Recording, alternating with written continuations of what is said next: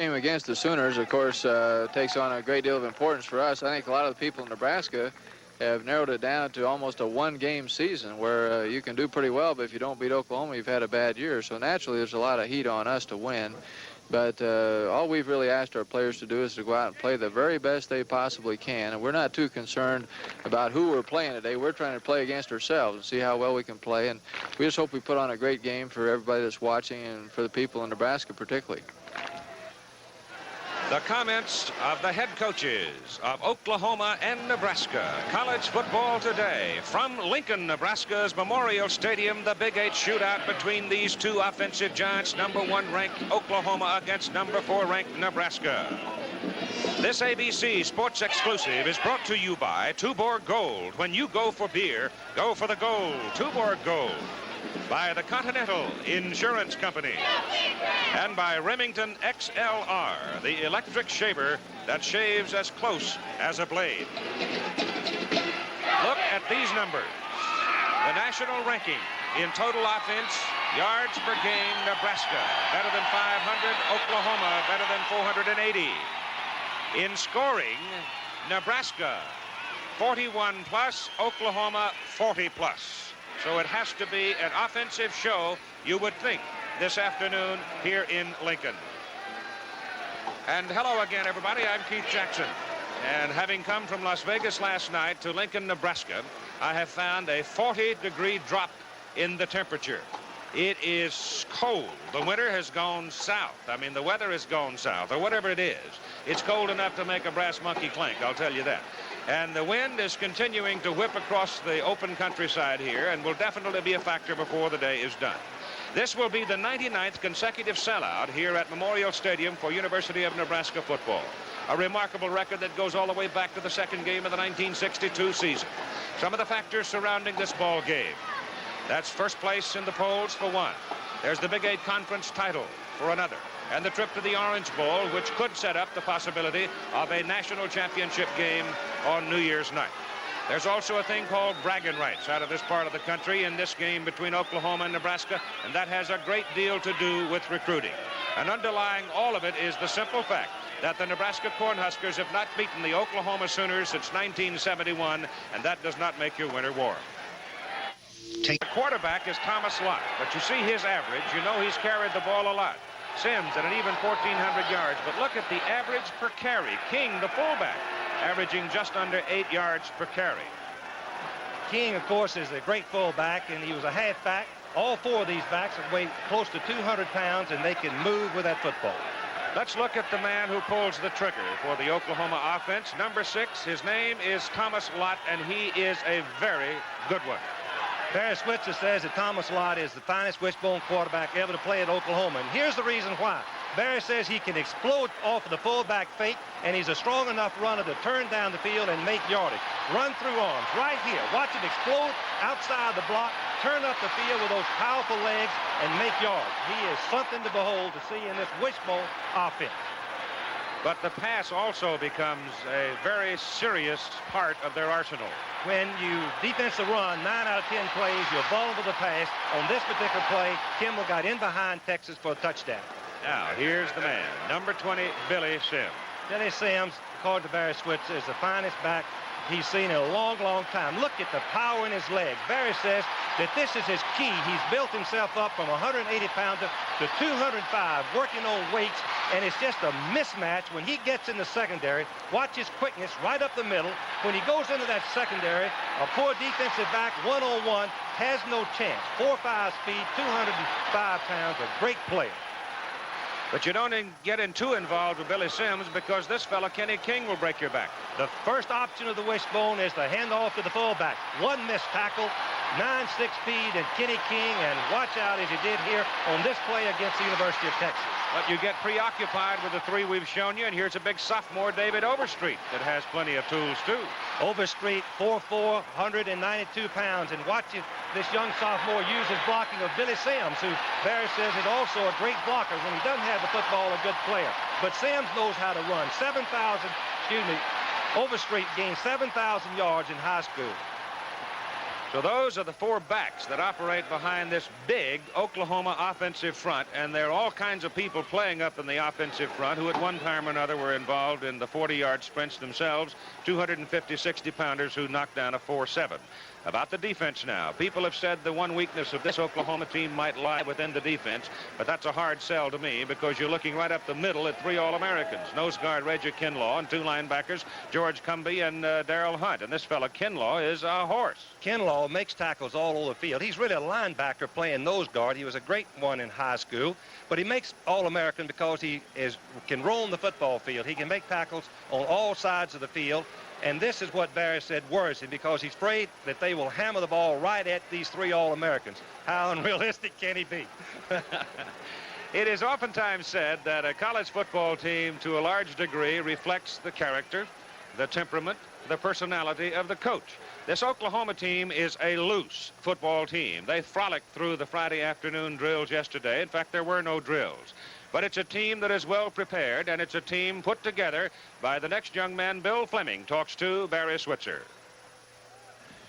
Coach, how do you evaluate this team, the 1978 Sooners, with the others that you've had coming into this Nebraska game? I think we're a good football team, Bill. I think it's certainly one of our best we've had. Offensively, we were more talented than we probably were in 1971. We had all the great stats that year. But the one area I'm concerned with is the defense. We can run very well, but we're not physical. We're not a great physical team that when we had the Sullivan brothers and quite a few of the other superstars we had in the early 70s. Thanks very much for joining us, and the best of luck to you, Barry. In just a moment, then, we'll be back as Keith and Frank take a look at this Nebraska team. This is what's left of an antique pitcher from a home insured by Continental. Our policyholder thought he could figure out how much he lost right away. But Continental knows that troubled people forget items like this. We'd rather have our clients take the time to file a complete claim and not rush into a settlement that's too small. If you want fair protection like that, remember, nobody spells protection like the Continental Insurance Companies.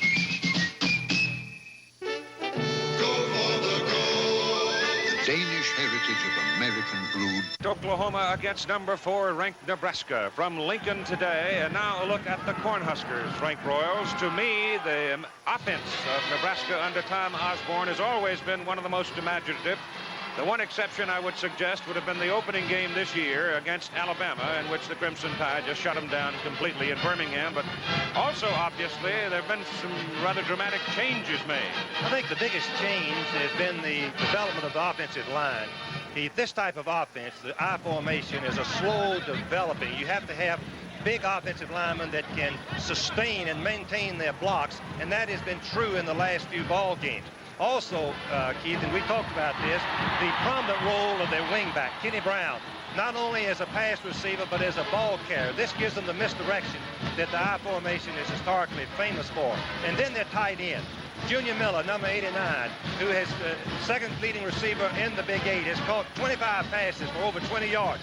This is the man that they hope that can keep the linebackers of Oklahoma honest playing football.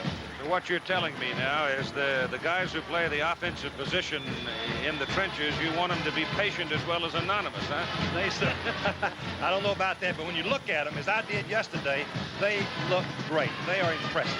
All right, let's look at some of these people we're talking about. Start with the quarterback, Tom Sorley, who has developed into a very poised performer for these Cornhuskers, and we'll see him first as he goes to the pass to Kenny Brown, that wingback. Sorley has developed into an acceptable pass. On this particular play-action pass, Kenny Brown gets in behind the secondary for the touchdown. He can throw deep. That's important in setting your offensive plan. He also can throw quick, as he does on this pass to Junior Miller, the big tight end, the fine target. You can see he's a good runner after he catches the football. Now, the wind will be some factor in this ball game, Keith, as we mentioned earlier. Then the screen pass to Kenny Brown is a very prominent part of their offense. They believe in screens, a slip screen and all, to keep the defense from rushing all the time. Runners, there are plenty of those at Nebraska, too. Big guys like Rick Burns, who is, I think, one of the underrated backs in this part of the country. He's a big, strong fellow, and he's backed up by number 32, I.M. Hibb. Rick Burns is a fine football player, very tough, But here you can see that on the first play, he ran outside, which is a little bit unusual. Then we see I am hit, number 32, who has developed himself into a good inside runner. Big and strong, worked on the weights. You can see the strength of his legs also, Keith. The big thighs are really an indication of how good a runner can be. He's a good one. The wingback reverse, also a basic play in Tom Osborne's book. Trickery is part of Tom's offense. Here, this may be a big play, a wingback reverse such as this, because Oklahoma has the speed to pursue so quickly they need to be kept at home. That was one of the plays, if you go back to that opening game and opening telecast, that was missing in the game against Alabama. Didn't run it one single time, but I'll guarantee you they will before the game's over today. The defense, now we've talked about all these big horses coming flying out of the Oklahoma backfield. We also have to consider the Nebraska defensive positions by position. Now you take the middle of the defensive front for Nebraska. It is led by number 51, Kerry Weinmaster, who weighs only 216 pounds. Kerry Weinmaster is very concerned about his role today, knowing that you must stop the wishbone, the first phase of fullback up the middle, and he's not sure that he can do it. But also the coaches are concerned, Keith, about the defensive secondary. The secondary have a vital, critical role in supporting these wishbone plays.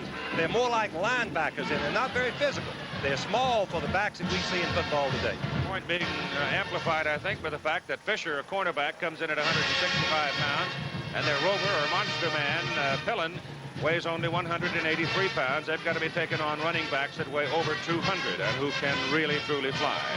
But there's a thing called emotion, the human factor. These Nebraska players have never beaten an Oklahoma football team. The last time Nebraska beat the Sooners in 1971.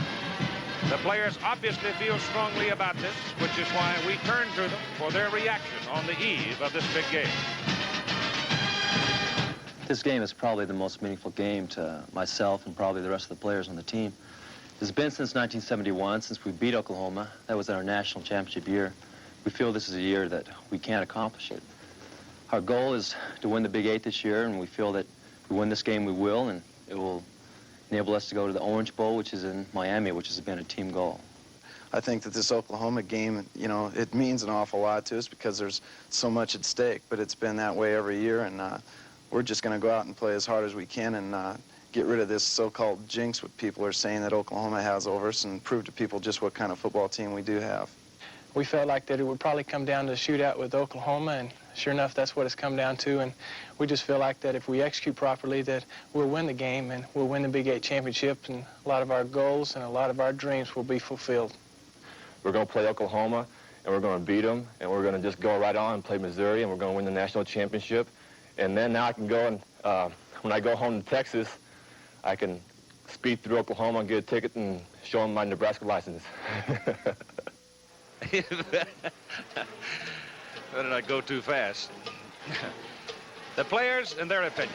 But how about Tom Osborne, the man who has coached here for 6 years, who has taken his teams to a bowl game every year, but he has never knocked down the Sooners, says this to Bill Fleming. Coach, how would you rate this 1978 Nebraska team with the other teams that you've had here? Well, I don't know, Bill. It's a little hard to say till you've really completed the season, but I would say that for the last 8 games, we've probably played on a par with some of our very best teams. We've moved the ball through that 8 or 9 game period better than any team we've ever had. I think we're averaging 515 some yards per game, which is the most that I can ever remember that we've averaged, and I think our defense is better. And yet it's still a little bit of a puzzle because we didn't play that well against Alabama, and then we've come back and played real good football. But, you know, to pass verdict on a team until you've played Oklahoma and Missouri and possibly a bowl is a little premature. Is there any mystique at all, any jinx factor involving Oklahoma? So many times, you know, you've been very optimistic going into this game against the Sooners and come up dry.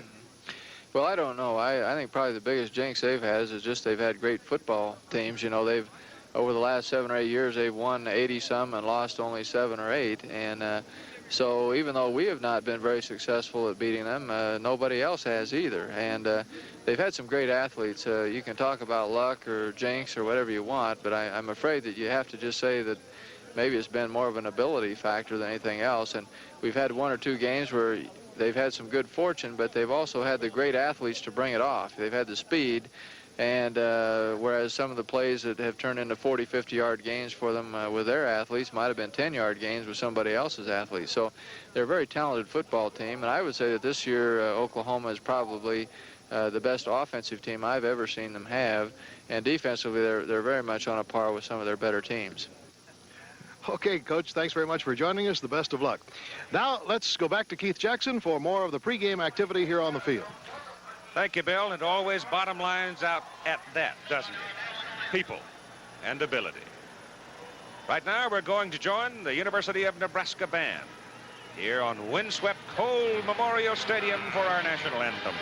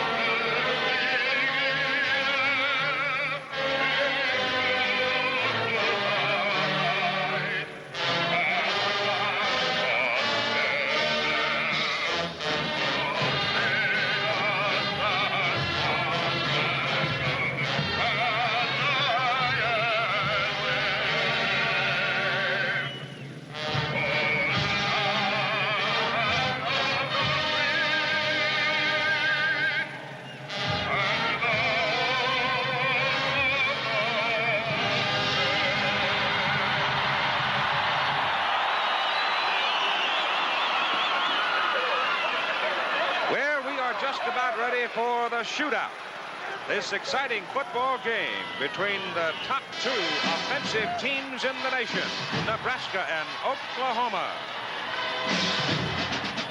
The band marching off the field, and I think you could look at some of the faces as they played the national anthem to give you an idea of just how cold it is. The temperature is in the low 30s and headed down, and they're even talking about a little snow maybe before the day is done.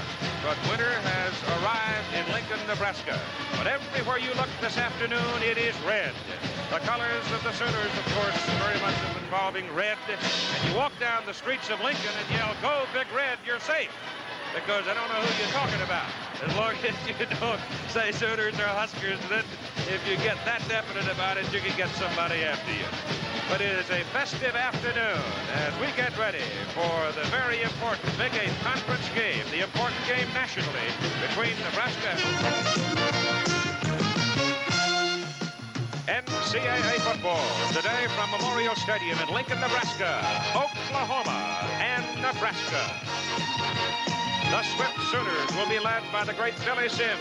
Nebraska led by their tough running back Rick Burns. And this ABC Sports Exclusive is brought to you by the folks at Chevrolet, who invite you to come on in to your Chevy dealers coast to coast for a look at an all-star lineup of cars. By Kodak, whose new Kodak Extralight 10 camera with built-in flash says "Open me first" to save Christmas in pictures. And by Fran, makers of oil, air, and fuel filters, windshield wipers, and Autolite spark plugs.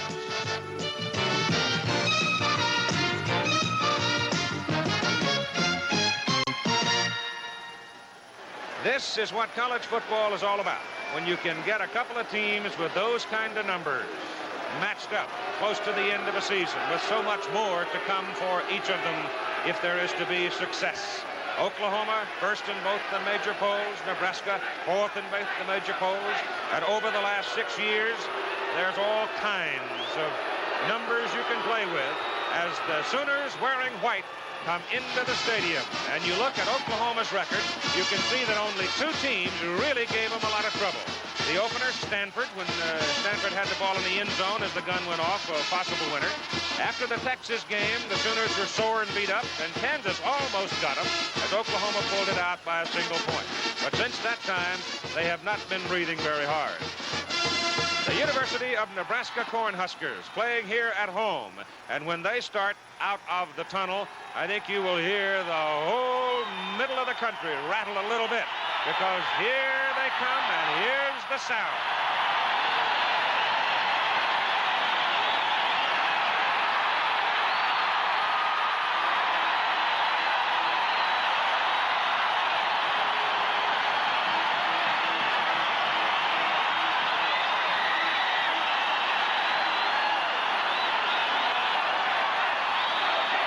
The record for the Huskers, their only loss in the opening game in Birmingham to Alabama by a score of 20-3. But since that time, they've gone on to lead the nation in offense and in scoring. And they ran off 63 points against crippled Kansas last week. Part of the reasoning for that 63 explained in Tom Osborne's comment that he could take only 54 players, and he played everybody he had, but he couldn't hold it down. So that's where we are. The big one, the shootout, they call it in this part of the country between the Huskers and the Sooners. I'm Keith Jackson along with Frank Broyles. Let's talk briefly about the weather, Frank. It is cold at about 34, 35 degrees and going down. The wind is blowing 16 to 25 miles an hour. Yesterday, both coaches said they would prefer ideal weather conditions so that he wouldn't have this handicap. But the weather does affect certain phases of the game, particularly the punting part of the game and the field goal. It will reduce the range of the field goal kickers by at least 20 yards. And Keith, if you're punting into the wind, this 25-mile-an-hour wind, and you don't get a sparrow, you might catch your own punt. Plus the fact the ball gets hard. I don't care what you say, the confounded football gets hard when it's cold like this. Well, Barry Switzer said that the wet field would hamper him more. And, of course, Osmond said the wind would because it does affect the passing game more. And the reason is that passing coaches have been known, Keith, to kind of deflate the ball a little bit because it gives you a little bit better touch. Well, today's football is going to be hard. It's going to be slick. The hand is going to be cold. And when they throw that ball, it has a tendency to sail. So it could be a major factor in this ball game. But everywhere you look, the colors are red, as we mentioned, and the enthusiasm and the fervor for this ball game all across the country is enormous because these are, for a fact, two outstanding football teams. We're going to sick them in just a minute. Right now is a great time for love. Chevy Love Series 8 with a 7.5-foot box, the longest box of any economy-size pickup, with soft ride suspension, with a 1,635-pound payload capacity, and the kind of mileage you might expect. 34 miles per gallon on the highway, 24 city. See your Chevy. Last 6 years, you can see the last time the Huskers won was 35-31 in the game of the century, as they defined it then, down in Norman. And the overall series record. There is another startling thing that absolutely floors you when you look back at the last 6 years and look at the final quarter of play. Since 1971, the Nebraska Cornhuskers have not scored a single point in the final quarter. Oklahoma has scored 79 points over those years in the final quarter. That's just startling to me. A ball club that is always gifted and as imaginative as Nebraska could not score in the final quarter. But then Oklahoma is a little bit different than a lot of football teams around the country, aren't they? Yes, they are, Keith. Very definitely. The wishbone makes those adjustments of the various blocking schemes during the ball game. And by the time the fourth quarter comes around, they know your scheme, your tendencies, and they can take advantage of it. Those are the officials for today's game, and they are veteran Big 8 officials. Have done many ball games with all of them, led by the referee Earl Shostrom, and they are an outstanding group of officials. So the two teams are now on the field. Oklahoma wearing the white, Nebraska in the home red. Kenny Brown and Frank Lockett will be the deep men to receive the kickoff. The Huskers winning the toss and Oklahoma taking the win. So I would think that Uwe von Schaumburg will probably just kick it on up into the stands if he gets it up into a wind that is gusting up as high as 25 miles an hour. Von Schaumburg comes into this ball game 7 out of 10 in field goals this year, but he's run off 115 consecutive extra points. So he's already put his name in the NCAA record book and apparently is not finished yet. Young man who was born in Germany but who grew up in Fort Worth, Texas. I don't think I shall ever forget last year in the Ohio State ball game when first I was amused by the two kickers in that game, Arne Wlodarkiewski and Uwe von Schaumburg. But it was von Schaumburg who won it under a tremendous amount of pressure. And here he is in one more big game today, and the ball is in the air. High and hanging, and here's a return by Lockett. He gets past the 20. My goodness, if he had been able to get just beyond the 25-yard line, he could have run for a week. Jay Jimerson brought him down. It is Tom Sorley opening at quarterback, a senior. Rick Burns, another Texan, another senior at the I-back. Andrew Franklin, a sophomore out of Anniston, Alabama, at fullback. Kenny Brown out of Cincinnati is the wingback, and Smith is the split end. We had Von Schaumann decked on the kickoff, and he was flat of his back, but he rolled up and came off the field all right.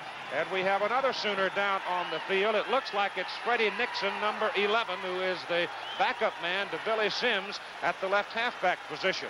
And Freddie Nixon also oftentimes involved in returning kicks. So Nixon is down for a long time. Von Schaumann was decked. And I would say this, Frank, that neither one of these teams are deep enough to lose very many of their front liners very early in the ball game.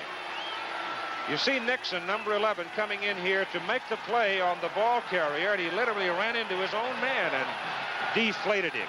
But he's all right now. He ran into Jay Jimerson. Here's the first offensive play of the ball game. First down, Nebraska from their own 24-yard line. A capacity crowd. And the play being called at the line of scrimmage for Andrew Franklin, the fullback. He's out to the 27. And he picks up 3 yards. The offensive front for the University of Nebraska, Kelvin Clark, he's a big guy at 275. Barney Cotton, 245 at guard. Kelly Saulfield, 237 center. Steve Lindquist, a 250-pounder at guard. Tim Ort, a 244-pound tackle. And Junior Miller, who's in at 222. Second down and 7 for the Huskers from their 27. Oklahoma's got a 6-man front up there looking at him right now. The pitch goes to Rick Burns on the sweep. He cuts it back to the 30, breaks loose to the 32. They'll mark him, I guess, just short of the 32, but that's a good, tough, determined run by a good, tough back. He turned up inside beautifully after the Oklahoma pursuit, forced him back inside for a nice gain. Defensive front for Oklahoma, Mathis, Goodman, Kinlaw, Tabor, and Tayton. The linebackers are Cumby and Hunt, and the secondary, Banks, Jimerson, Babb, and Ray. Third down and 3 for Nebraska.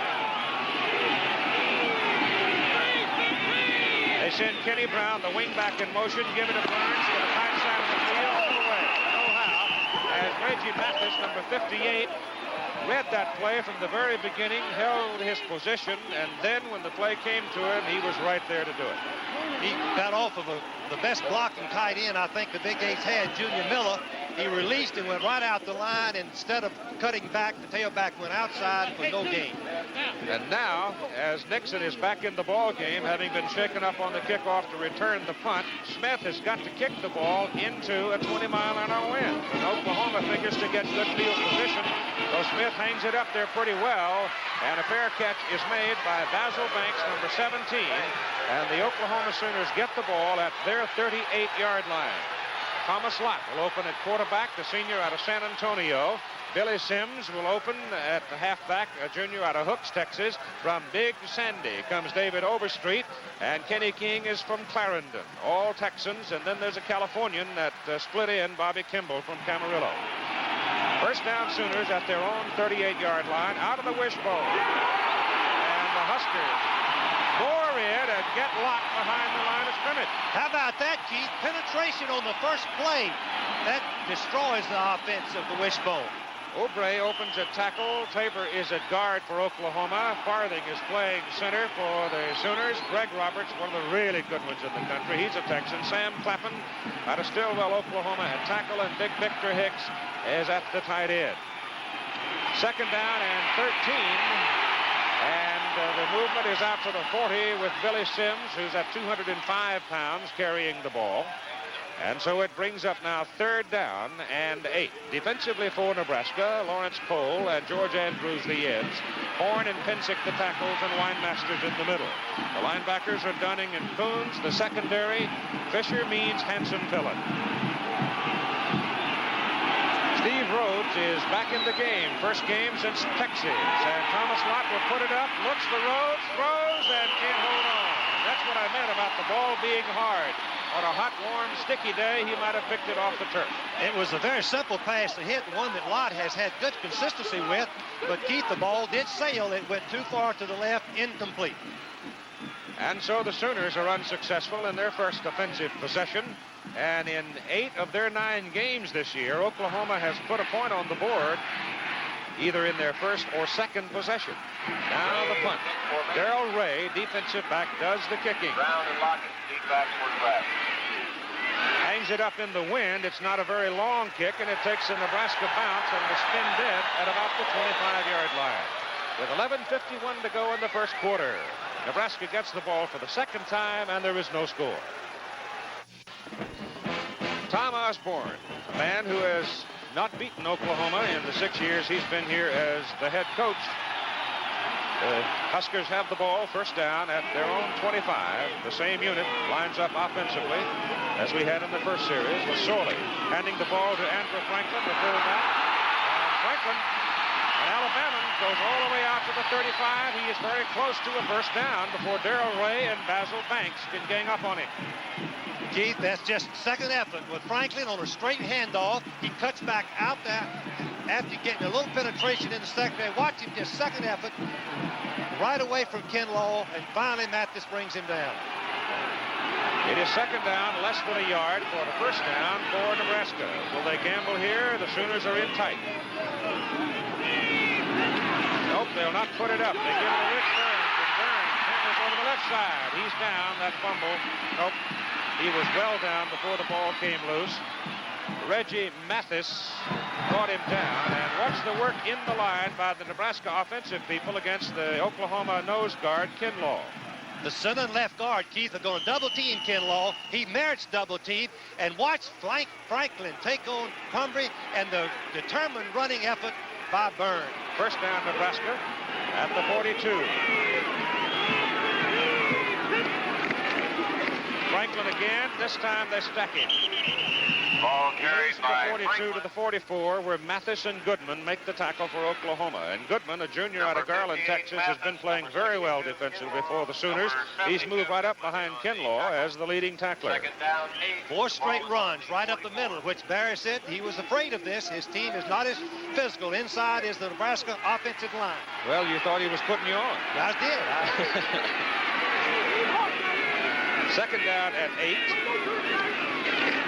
Here's the wingback reverse inside to Kenny Brown. Kinlaw stayed home in the middle and got him. If Reggie is not there, Brown might have broken it. Watch Reggie Kinlaw. His assignment is over the offensive center is just control him and find the football. He actually is up above the blocker where he can see the reverse play, and he rolls right back in for a great play. And it is third and long now from the 45. Third and 7. Lockett is in a wide position. First pass of the ball game from Sorley. He goes short. That should get a flag. Nope, it does not get a flag. As Darrell Hunt ran into Rick Burns and knocked him flat, and the ball was thrown right to him. Well, if we look at the replay, I think you'll see that it was interference. It's a short delay play after the linebackers dropped deep right over the line of scrimmage, and watch Hunt collision him before the ball got there. No wonder the Nebraska fans are booing. But in the judgment of the official, the pass perhaps they thought might have been thrown at Junior Miller. Whatever it is, fourth down. Tim Smith is in to kick. Hits the end over ender to Nixon. And Nixon trying to come back with it. Gets a little bit out of it as he comes just short of the 30-yard line after a 31-yard punt into a 20-mile-an-hour wind. 9:37 to play. First quarter, no score. Hey, Mr. Goodman. Let's go back to that pass play. Sorley trying to throw the ball. From here, it looks like Burns. And as we look at the replay, it looks like Burns. He's flattened by Hunt. But then you see Miller curling back there. Perhaps from their perspective, the official thought it pass intended for Miller. Don't know, but whatever. It's Oklahoma the ball at the 30-yard line. And in their second possession, it is Billy Sims just ripping and, no, it is Kenny King ripping and tearing holes in that Nebraska defense, and he goes for 17 yards all the way out to the 47-yard line. Keith, I believe that's the most determined run that I've seen by Kenny King anytime this year. He went right through would-be tacklers at the line in the secondary and just kept moving down the field. King, Sims, and Overstreet, and King is in motion now. The ball is given to Billy Sims, who is the leading runner in the country, and he is hammered right about the line of scrimmage, maybe 1 yard. So it'll be second down 9 for the Sooners. George Andrews in on the plate, Keith, all the way from defensive end up to the play up in the inside over the center. He is Great effort truly on an his part. outstanding football player. He is a key in this ball game, will be. It's a six-man front for Nebraska. As Lott rides it outside to Billy Sims. And that little number 46, 48, Jeff Hansen it is, comes up. He's not so little at that, is he? 198 pounds. Tim Fisher, number 16, back there, is only at 165 pounds. But over the years, Nebraska seemingly has always had one or two little guys back there who were really tough. But that play is good for yardage all the way inside the Nebraska 45. Keith, the free safety has got to be a critical man in the defensive plans for Nebraska. Third down and one, Sims. Your first down and then some. Touchdown.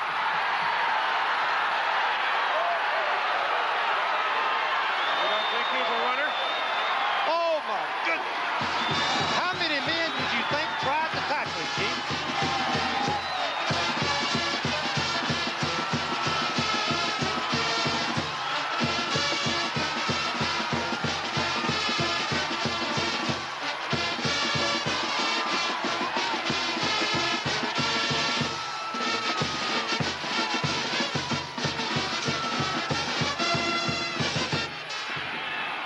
Sims breaks one 44 yards.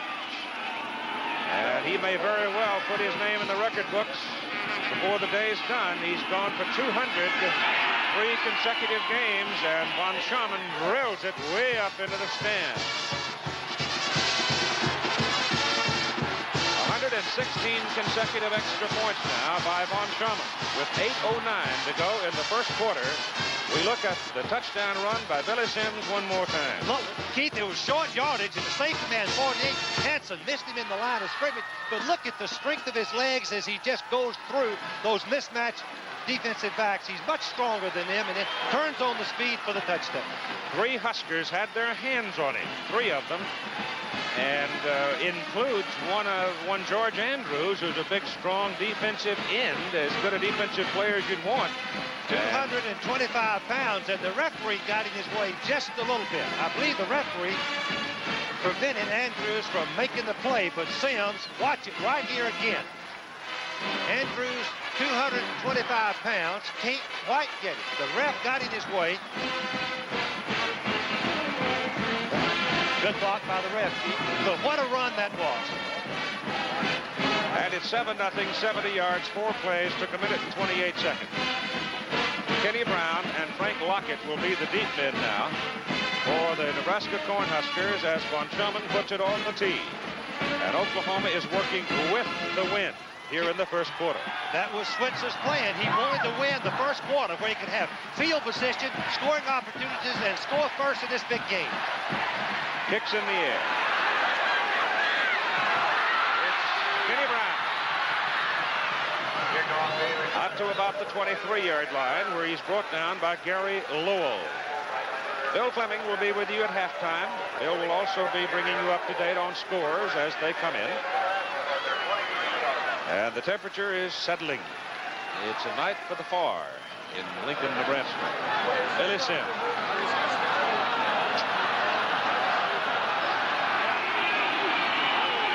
Here are the Huskers now. They trail by 7 from the 23-yard line. Rick Byrne.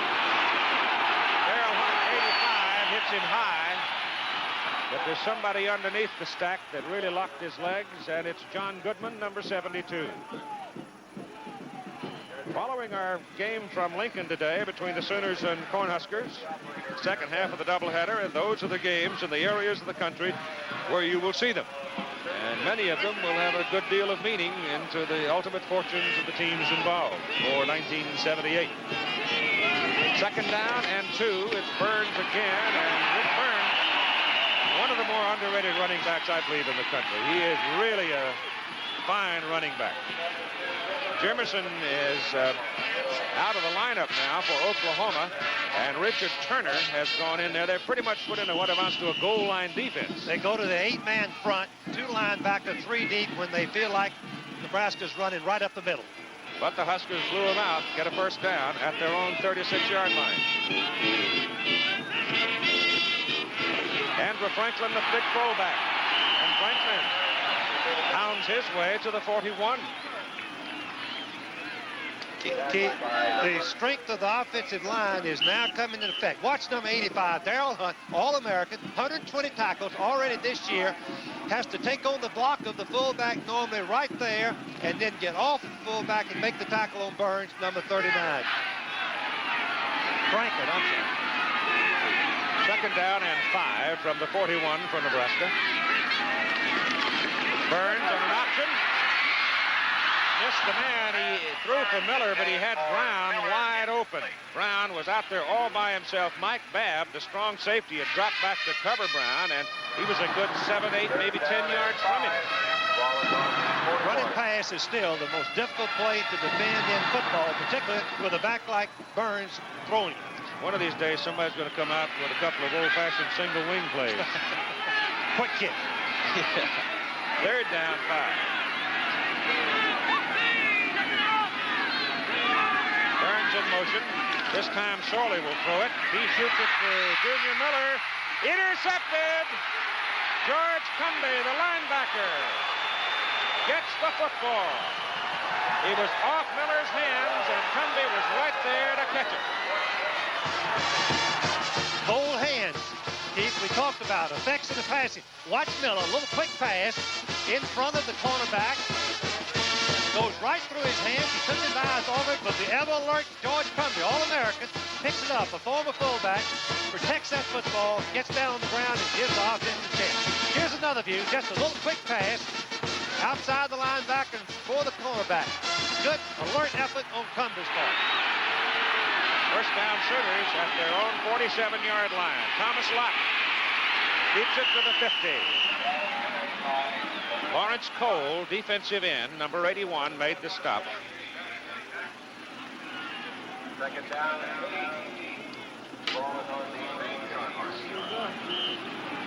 Come on, D, come on. What color bandanas Thomas Lott wearing today? He's got a collection. People sending him bandanas from all over the country. Wears underneath his helmet. On second down and 7, it's Billy Sims again, and he's down to the Nebraska 44-yard line. Greg Roberts, a big right guard, pulled out and led him. He's now picked up 64 yards on 5 carries. They went to the I formation on that particular down so that they could be assured of getting the ball to the great Billy Sims. The pitch sweep right out behind the good block of Hicks, the tight end, and Roberts, the guard. Back into the wishbone this time on third down, and they need 2. Block keeps it, now back to Sims. Sims gets the 2 before Jeff Hansen, the safety man, comes up to make the tackle. And again, that safety man, as Frank pointed out a while ago, has to be a very important figure in the defensive play of Nebraska today against this Oklahoma team. Keith, he takes his key from the tight end. If the tight end blocks, he tells himself, I'm a linebacker, and I must support the play at the line of scrimmage, hoping that the tight end doesn't block and then release. Well, Victor Hicks is always blocking. Big as he is, he should. 250 pounds. This time Overstreet, penalty flag. First one we've seen today is thrown at the line of scrimmage. Overstreet, a penalty flag on the play. On the first down play, the gain was good for about 5 from the 40, outside the 41, but the penalty is against Oklahoma. Somebody grabbed somebody and held on, and it'll cost them 15. You know, the after effects of a penalty against the wishbone like this takes you somewhat out of your game plan. You have to run a little more high-risk offensive plays. At the same time, the defense are ready for it, Keith. So the defense now has the percentage in their favor.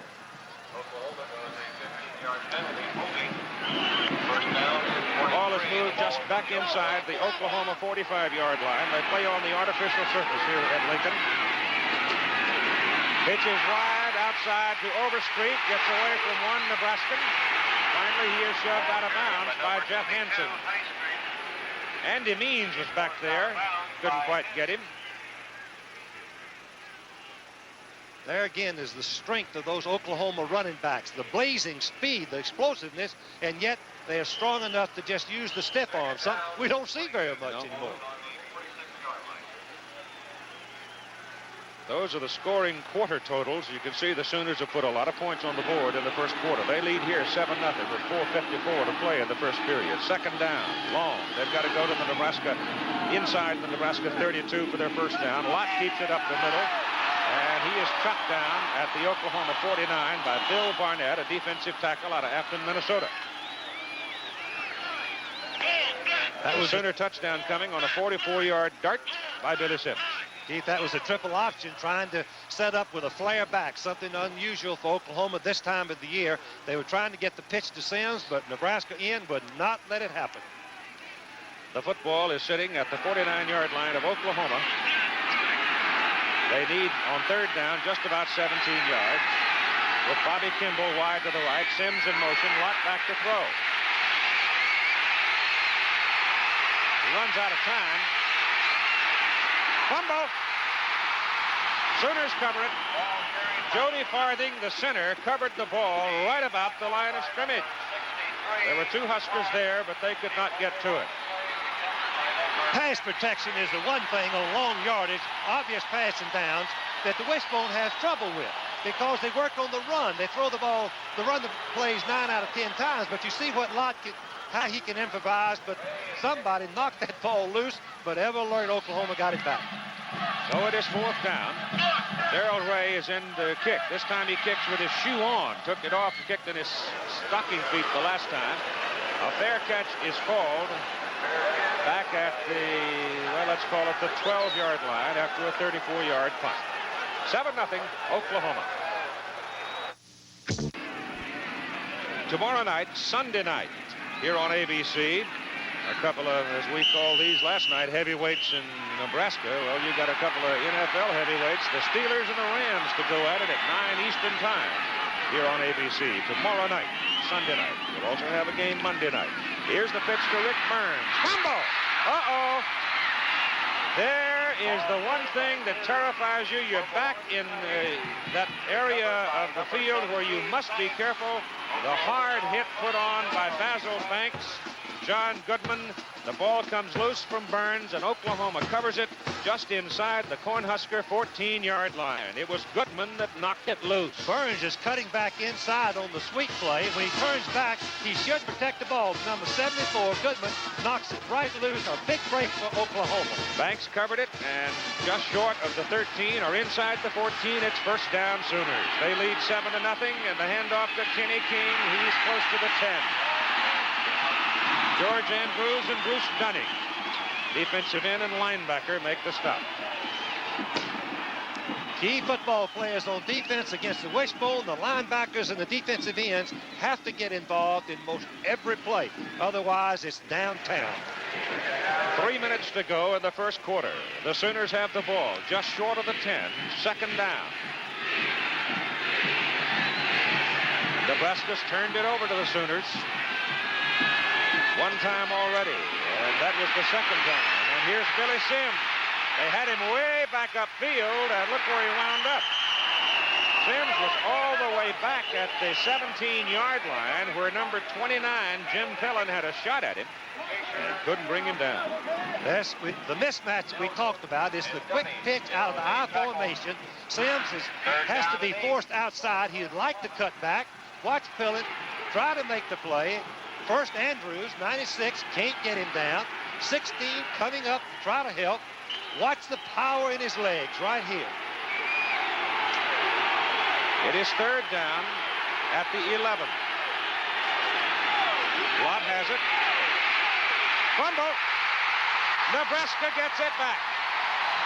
So the Huskers hold the Sooners as Jeff Hansen covers the ball for Nebraska.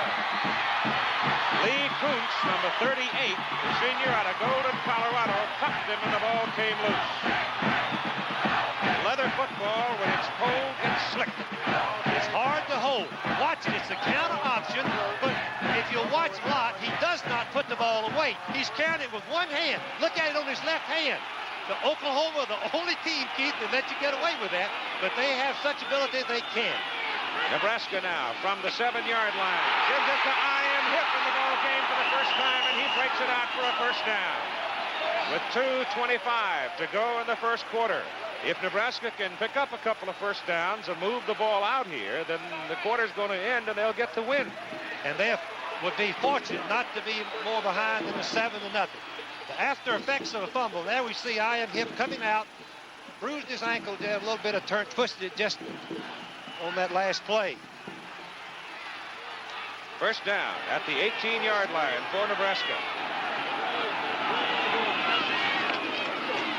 Give it to the fullback, Franklin. Boy, did he take a wallop. It looked to me like the ball came loose that time, but Nebraska keeps it. Reggie Mathis and Darrell Hunt. It was Mathis that really sucked it to him. Keith.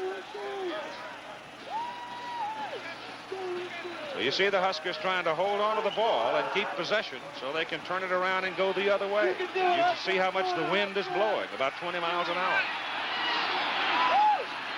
Second down. Good run there by the fullback Franklin. 2nd and 5. Rick Burns won't get much as Kinlaw penetrated, number 62. There's Lee Kuntz, the man that knocked the ball loose and caused the turnover, giving Nebraska possession. Keith, you get a little momentum. You think you're going to have the second touchdown. But now let's watch Kinlaw on the replay. Number 62, All-American nose guard. He wasn't double-teamed, Keith, like he was the previous time. It is now 3rd down and 4.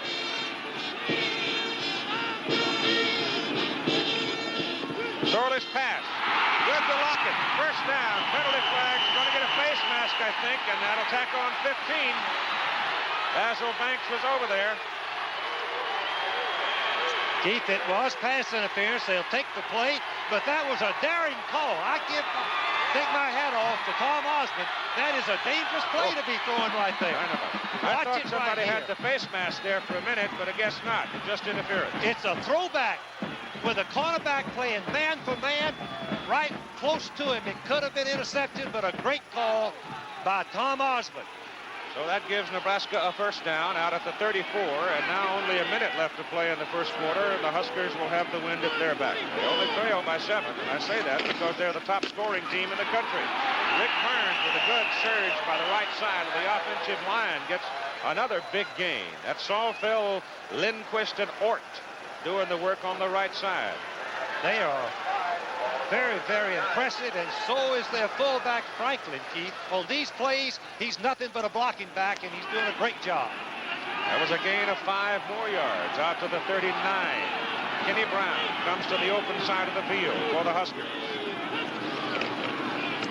Rick Burns leads it well. Penalty flags are down. You may have a clip. Burns went all the way to the 50 with 23 seconds showing on the clock. Keith, Kinlaw is down on the ground. I'm not sure. There he is.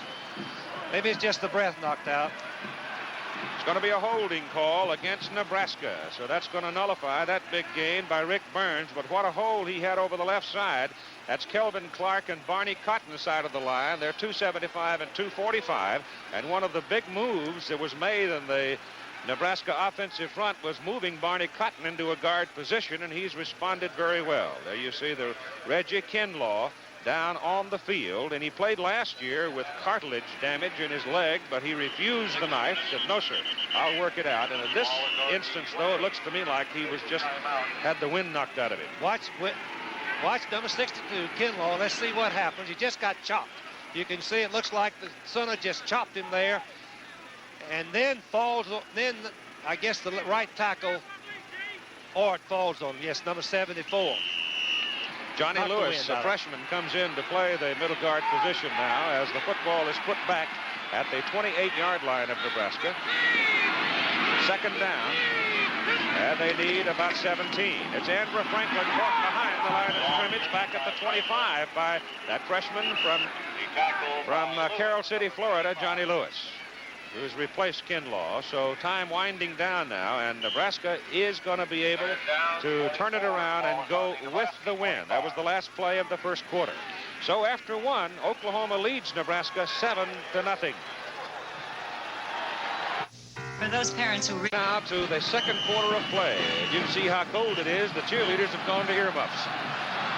The ball is at the 25-yard line, 3rd down, and they need 19 for their first down. A holding call may well have stalled this possession, but now Nebraska has the wind at the back, and Sorley will put it up with the wind, and he'll take it deep. He takes it down for Miller, and it is off the hands of Darrell Ray, who had the edge on the ball, and it's going to be a kicking down now for the Nebraska Cornhuskers, and those are the numbers in your first quarter.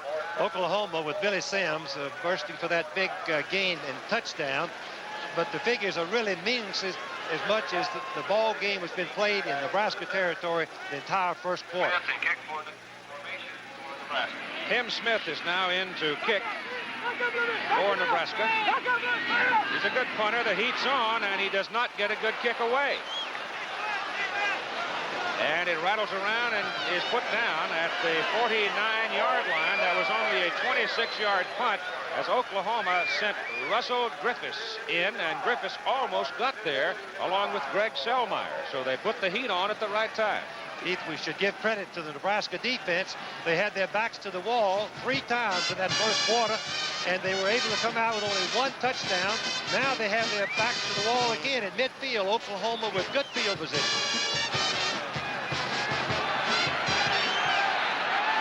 Oklahoma first down at the 49, leading 7-0. The handoff to Billy Sims. Sims gets yardage. He's grabbed by Rod Horn, number 55, and Bruce Dunning, number 40. Sims now 8 carries and 70 yards and the touchdown. Nebraska, Keith, is not playing the customary defense against the wishbone. They're playing just what they played all year long. Overstreet is out. Jimmy Rogers is in now at the right halfback position. Out of the wishbone. The ball is given to Sims again, and Sims moves it from the 46 down to about the 42. He's a yard short of the first down. Bruce Dunning again making the tackle. The attendance, 76,015. That's a sellout. That's 99 consecutive sellouts, which goes back to the second game of 1962 against Iowa State. And they play Missouri here next week, which will give them 100 consecutive home sellouts. Remarkable. Third down and a yard. Sims, and he's got the first down. So Oklahoma getting the football after a 26-yard punt by Tim Smith at their own 49, move for a first down. The ball will be put at the Nebraska 38.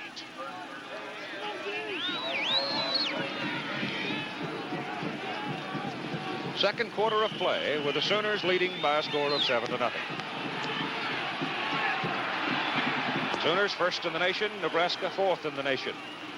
Lott keeps it, now goes outside with it. The pitch gets away, and it's recovered by Nebraska. It was intended for Jimmy Rogers. The safety man, Hansen, was up there and jumped on the ball. So that's the second time that Hansen has come up with a loose football. Keith, on the replay, you'll notice the cornerback is going to take Lott after he gets outside the block of the end.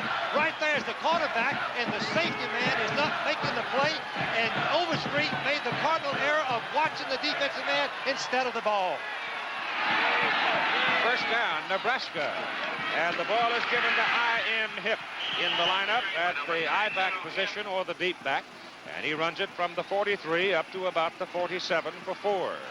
And give credit again to the Nebraska defense for stopping that Oklahoma explosive offense again with their backs to the wall.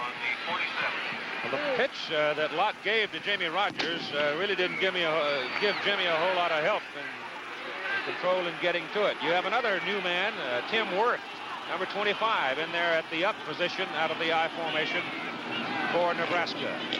Tom Sorley wants to throw it deep. He's going deep. He's got Lockett. And it is incomplete, and that was a fine defensive play by Mike Babb. It looked like Lockett had a step on him, but Babb at 6'2", 197 just accelerated and caught him. Watch the play. It was a beautiful call as he's looking back to the inside while the fake is going on in the backfield. It actually allows the receiver Lockett to get in behind Babb one step, but the ball hung just a little bit too much, and he has to come back, and Babb knocks it down. And it is third down and 6. Franklin is back in at fullback. Sorley will throw again. He goes to the short man, Miller. Hunt grabs him. Good solid contact by the linebacker, Hunt. but his progress may be just enough. And that's the value of Miller's size right there. He's 6'4", 220 plus. And a very exceptional athlete. Had basketball scholarships offered to him by Kentucky. But watch him come right across, a little possession pass like a grip shot in basketball, should complete it, and runs for the first down. The ball is sitting at the Oklahoma 46, and that's the deepest penetration by Nebraska so far in the game. Tip. And again, the Nebraska offensive line gives the running back time and room, and he hammers in there for about 5 yards. And now, let's spend a moment with Bill Fleming. Well, Keith, the Orangemen of Syracuse have jumped on Navy in the first quarter, 14-0. Maybe taking out a little frustration after losing 18-17 last week to Pitt. And Brown ahead of Dartmouth. Okay, Keith. Yeah, the Orange playing it tough now. Second down, 5. Look at him breaking iron hip with those powerful legs. Turns his way to the 31-yard line.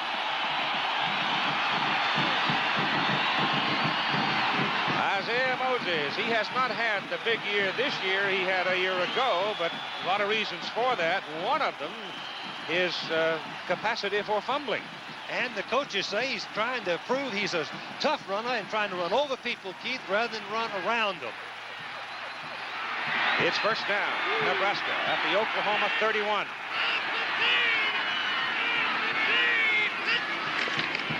Hip. And hip from the 31 down to the 27 for 4. Bruce Tayton makes the tackle. He's a junior out of Tulsa, Oklahoma. Next week, we'll have a double header for you. The lead games to be announced at 12:30 Eastern. At 4 Eastern time, we have USC and UCLA plus other regionals for you. The Trojans playing Washington this week in Los Angeles. It rained hard out there yesterday, so it might be a bit slippery in the Coliseum. Rain, of course, is a commodity the Huskies know well. Second down and 7. A short 7. Sorley wants to put it up, does put it up, and he overthrows Tim Smith going down the sideline. Smith was relatively open, but the ball was overthrown. Keith, he was pushed out of bounds, and under the new rule this year, he can come back in and catch the ball. And had Sorley waited just a moment longer, I believe he could have found him open for the touchdown because he was open. Now it is third down and a short 7 with Burns back in the lineup at the I-back position now. Kenny Brown comes to the right side, and Smith goes to the left side on third and long. And Sorley to throw. Throws it short to Burns. Burns breaks a tackle. Burns gives Nebraska a first down inside the Oklahoma 10-yard line, a gain of 17 yards. Phil Tabor was the fellow who had a hold of Rick Burns, but he breaks that tackle and goes for the big gain. Give Sorley credit. They had the safety blitz on, and the right tackle, Tabor, was trying to contain, but he didn't have the ability to bring Burns down, and Burns is determined to get to that goal line. Great execution. Just inside the 10-yard line, first and goal to go for Nebraska. Burns in motion. Oklahoma is either offside or there's movement by Nebraska. Darrell Hunt, trying to read the count, I think, was coming too soon and may very well have encroached. It is against Oklahoma. So Nebraska gets a break. Evidently, evidently Sorley changed his snap count to a little longer because Hunt tried to guess and came through and was offsides. It is now first down and goal to go just inside the 5. The Sooners leading 7-0. Frankly, I thought Nebraska came off about even though they were down by only 7 after 1 quarter of play. With the wind at their back, they're moving the ball. Burns.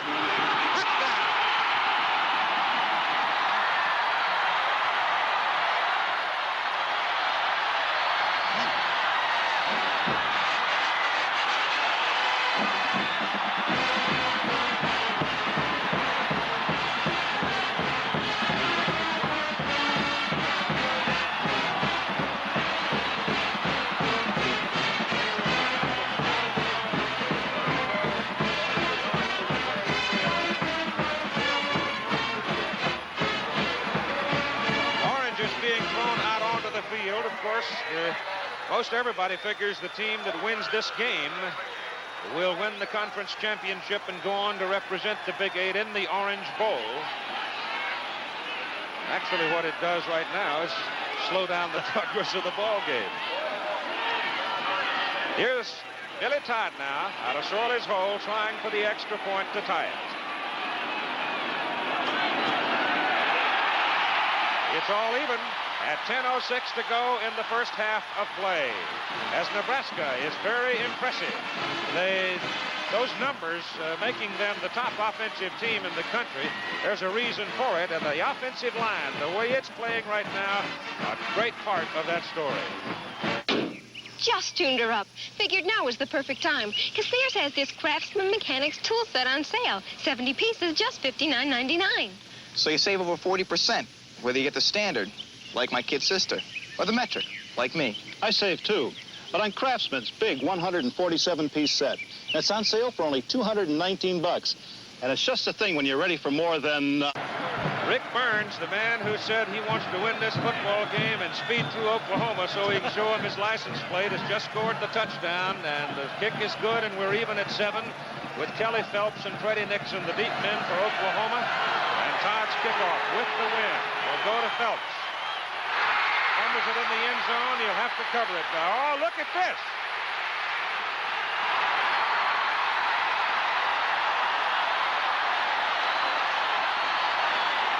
Well, now, the young man, under the pressure, tried to break it out of there. He would have been better off to have put it down. He tried to come with it, and he gets to the 6-yard line, and now the Sooners are in trouble. No, Keith, it would have been just a touchback, but Phelps is a freshman back there. He lost his poise, thought he had to get the ball back from behind the goal line, when he didn't. The emphasis was put by the kick and not by the Oklahoma team. So it's Oklahoma at their own 6, and this is where you better be careful. They hand the ball inside, and there just isn't anything there, as Kerry Weinmaster, number 51, the middle guard, met Billy Sims right on the numbers. 9:46 to go. The Nebraska defense has been a swarming red horde so far in this ball game. Keith, they're getting penetration, something that they did not do last year in the game against Oklahoma.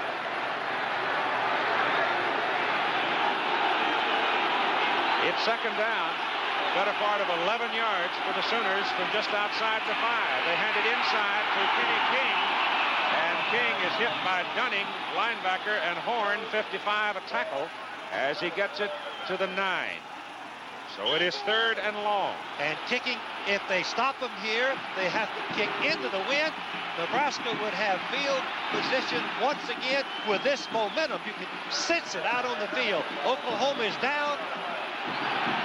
Freddie Nixon is in at the wide receiver spot now from the 9, 3rd down and 7.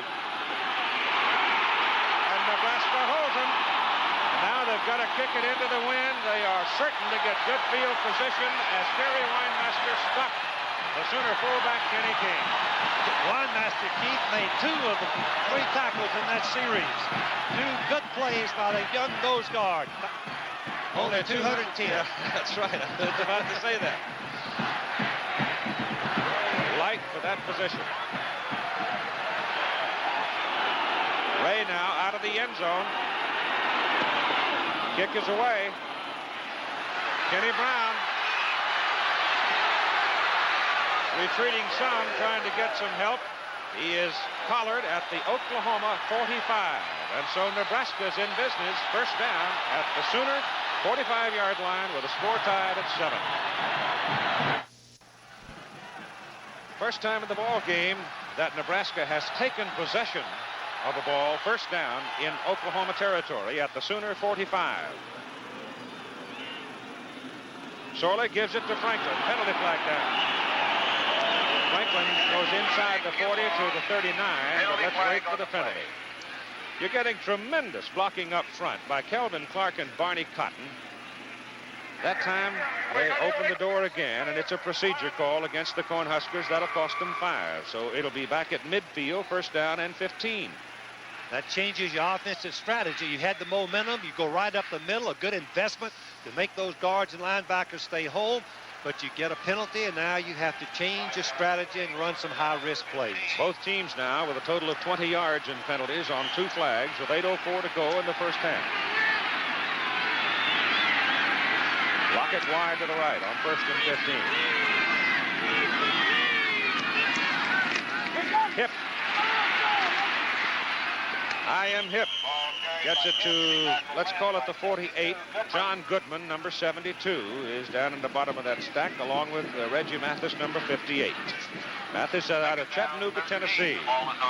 Here again, Bill Fleming. Just a quick note here. Tennessee is out in front of Notre Dame as the Volunteers got down to the 1-yard line. Then they had a procedure penalty, and finally Frank Fox ran it in, a 69-yard drive, and the Vols are out in front. Thank you, Bill. 2nd down and 13 for Nebraska at the Oklahoma 47.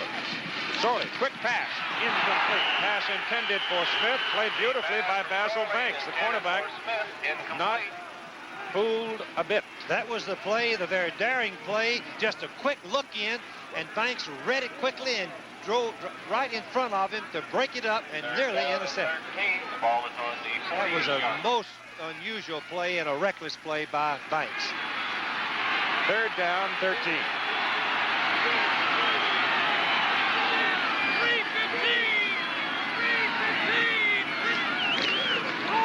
Sorley, good protection. Now they chase him out of there. Goodman after him.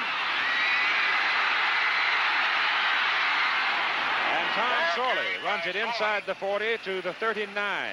But that's going to bring up 4th down. Cotton and Lindquist did a great deal there to save their quarterback's life, keeping that big Goodman off his back. Sorley improvised there. It could have been a big loss. Instead, he picked up 5 or 6 yards. At the 39, Smith is now the punter. Obviously, he will try, I would think, to knuckleball it down there and let the ball float around. Bounce around deep. No, he nailed it. Got to hit that knuckleball, let it wobble around down there inside that 15-yard line if you can. 6 minutes and 37 seconds as you look at the games that are coming up next here on ABC and the area of the country that will be carrying them. Down east, south, midwest, and the mountain area is going to see a good one, I'll tell you. Stanford, Arizona State might be pretty exciting, too. That Stanford ball club may be the best team I've ever seen to lose 4 games. They are really exciting. 1st down from the 20 for Oklahoma. Right it off to the fullback, Kenny King. Out to the 26 he comes. Greg Roberts, the right guard, 260-pound senior out of Nacogdoches, leading the play. And one of the best offensive players in America. He was a linebacker in high school, moved to offensive guard, and has been improving every year. 2nd down, 4 Sooners. They're on 26. Kimball wide to the open side of the field. Oklahoma working into the wind. It goes to number 22, Overstreet, the right halfback. He comes across the 30 to the 31, and he's got a 1st down where Bill Barnett makes the tackle for Nebraska. We're all even at 7 with 6:05 to go in the first half of play. Give Nebraska defense credit in that they have stopped the speed, the wide plays so far in this ball game.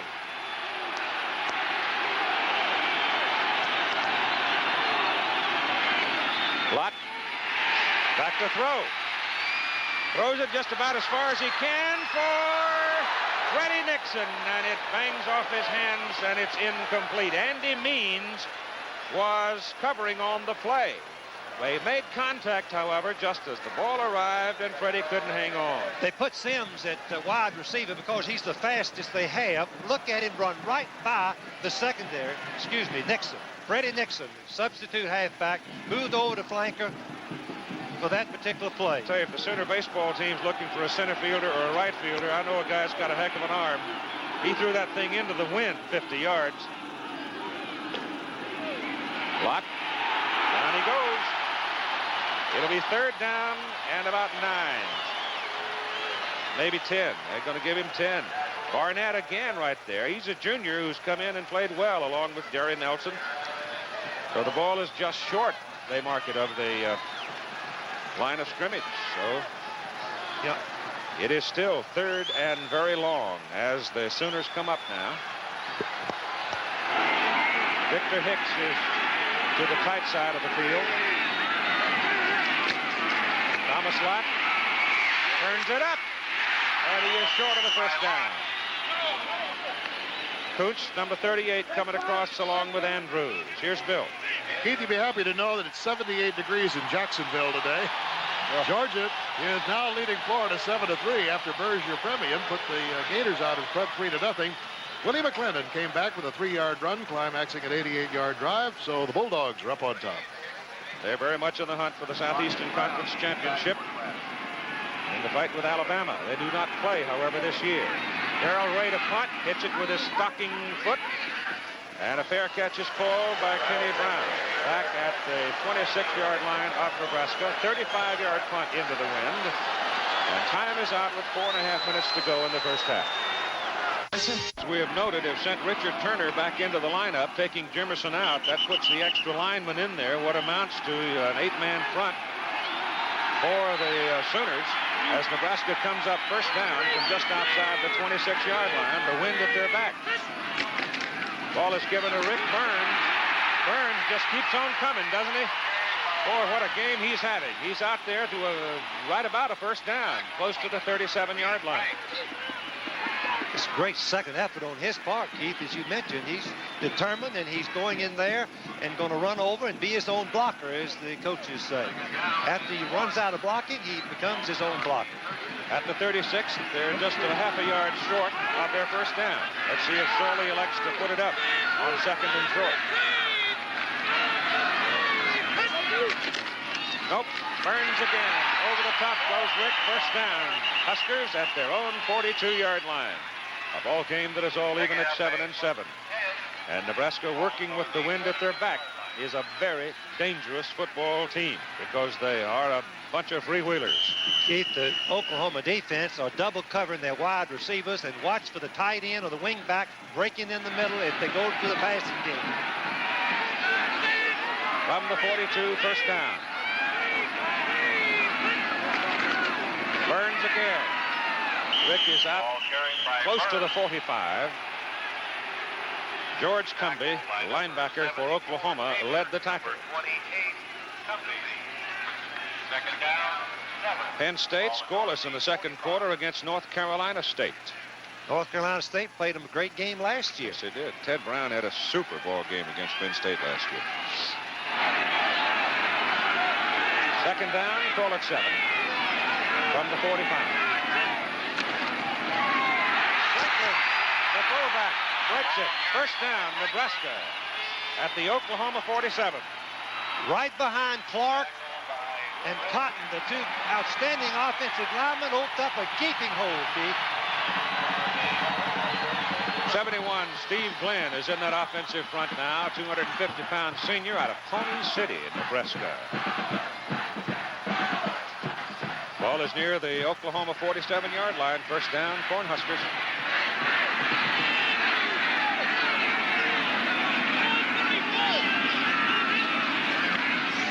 Franklin the fullback again. And the one that got away from Bear out of Anniston, Alabama, runs that ball down to the 42. Barney Cotton, the guard, leading the play. The clock is working now against Nebraska and for Oklahoma. The ball is on the 42. 2 minutes, 40 seconds to go first half. 7-7 ball game. Second down, 5. Rick Burns stumbled. He actually stumbled over Andrew Franklin's foot as the fullback was making the block. The offensive lineman had given him the door. Andrew Franklin, Keith, is doing a good job blocking. He's the lead blocker on all of these I formation plays, and he's doing an excellent job on Cumbie and Hunt. Third down and a yard, a little less than a yard for the first down. 7-man front for Oklahoma. The quarterback slowly sneaks it, and he's got the first down. Keith, the surprising thing here is that Nebraska's been in their two tight end offense this entire drive, and Oklahoma's been in an 8-man front, and they could not stop them. That could be a little demoralizing. Yes, sir. 1:50 to go, first half. Huskers on the march. Franklin and Burns behind Sorley. First down, Oklahoma 35-yard line. Ball's down. Ball carried by Quarterback stumbling, coming off the snap, was looking to roll to his left. Lost his footing back to the 40. Jeff Finn was on a fly pattern heading south, but Tom Sorley did not have a chance to get to it. And time is called with 1 minute and 28 seconds to play in the first half by Nebraska. We'll be right back. The football is sitting just outside the Oklahoma 40-yard line. There was a loss of just about 6 yards on that stumble and fall by Sorley as he came off the snap. And so it's second down and 16 as you see what's coming up at halftime, including the Fireman's Fund flashback, which will be highlights of that great game of the century back in 1971 between these two teams. It figures pass here on second and 16. Lockett got it. He went out of bounds, came back inside, and they wave it off that he was not in bounds when he caught the pass. Darrell Ray was over there, and it was close. Keith, that was a sensational effort by Lockett. He gets disrupted by his pass pattern by the cornerback, pushed back inside. The ball is right on target, right there. Watch Ray, who is a great football player, searching. Excellent throw right here. Another angle here and see just how close he was to being inbounds when he caught it. There's one, there's two, and he dropped the ball. Dropped the ball. Yep. Okay, third down, and Sorley will put it up. Going deep. No chance on that one. That's thrown in the grandstand. A pass from Sorley. With a minute and 16, you would think they would have maybe tried to go short and give Billy Todd a decent crack at it. That's what penalties. No, they took a loss. No penalty. I'm sorry. First down, a busted play. And Sorley fell as on a busted play for a loss and took them right out of their game plan and the strategies that they had going for them in this drive. Sitting back out there at the 40, even with the win, though, that virtual impossibility for Todd, so they send in Smith to punt. Oklahoma doesn't send anybody back with a minute 16 to play. There's the knuckler. Nebraska down to cover it, and they're going to put it away down inside the 10 at about the 7-yard line. Well, in this particular instance, it is the Oklahoma defense getting a little bit of help from the stumble and fall by Sorley, and then two long passes that fail. Scores now becoming obvious out of the eastern part of the country as Clemson has taken a 6-0 lead against North Carolina. That's a big ball game down in the Atlantic Coast Conference. Now let's see if Oklahoma just runs it out. At 1:06 to go in the first half. Of course, I guess you're never running it out when you give it to Billy Sims, are you? I was going to say the same thing. He's electrifying. Every time he gets the ball, you just wonder, is he going to go all the way? He looks like he is. That play was one of those. Rhodes in at the wide receiver spot now. Kimball comes out, a change for the Sooners. Clock is running at 45. Ball is sitting out at the 14. They keep it on the ground, go to Billy, and Billy dives over the top looking for his first down. And the clock has stopped now as they move the chains as he gets the first down with 35 seconds to go in the first half. A 7-7 ball game. Keep in mind, though, as they come back for the second half and the wind continues to blow and will continue to be a factor, Oklahoma will have it in the third quarter, Nebraska will have it in the fourth quarter.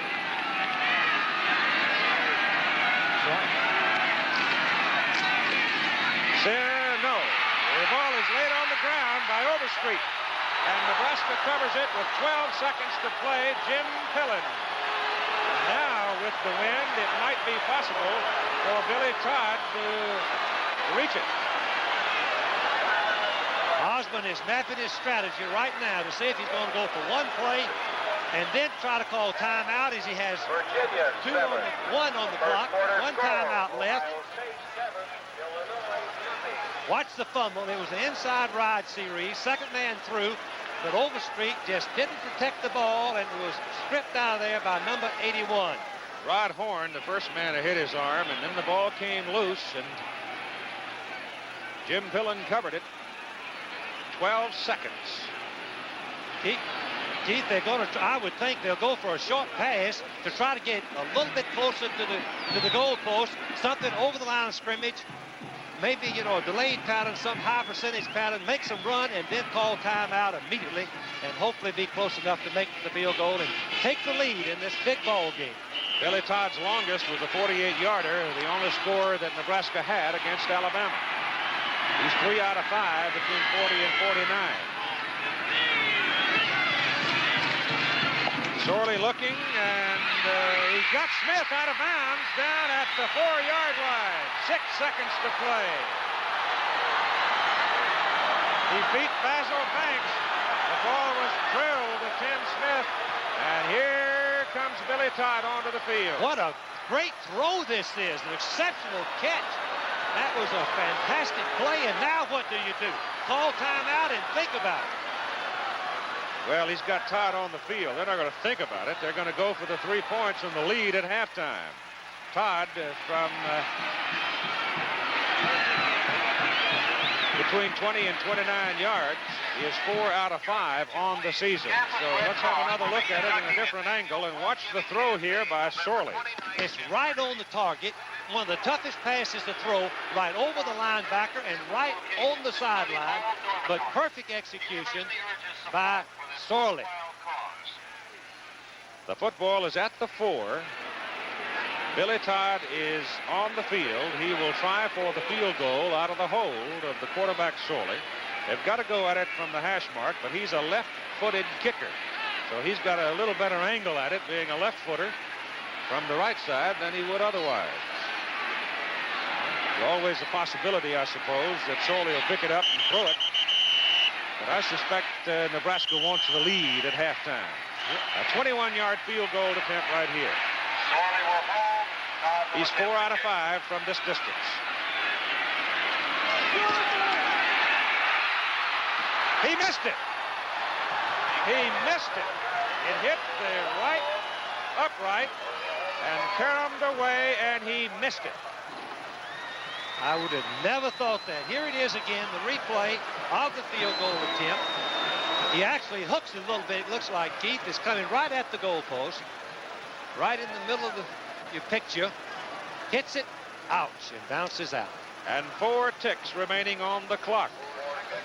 Watch his reaction here of the kicker, Todd, number 14. Uh-oh. Disappointment. That's too bad.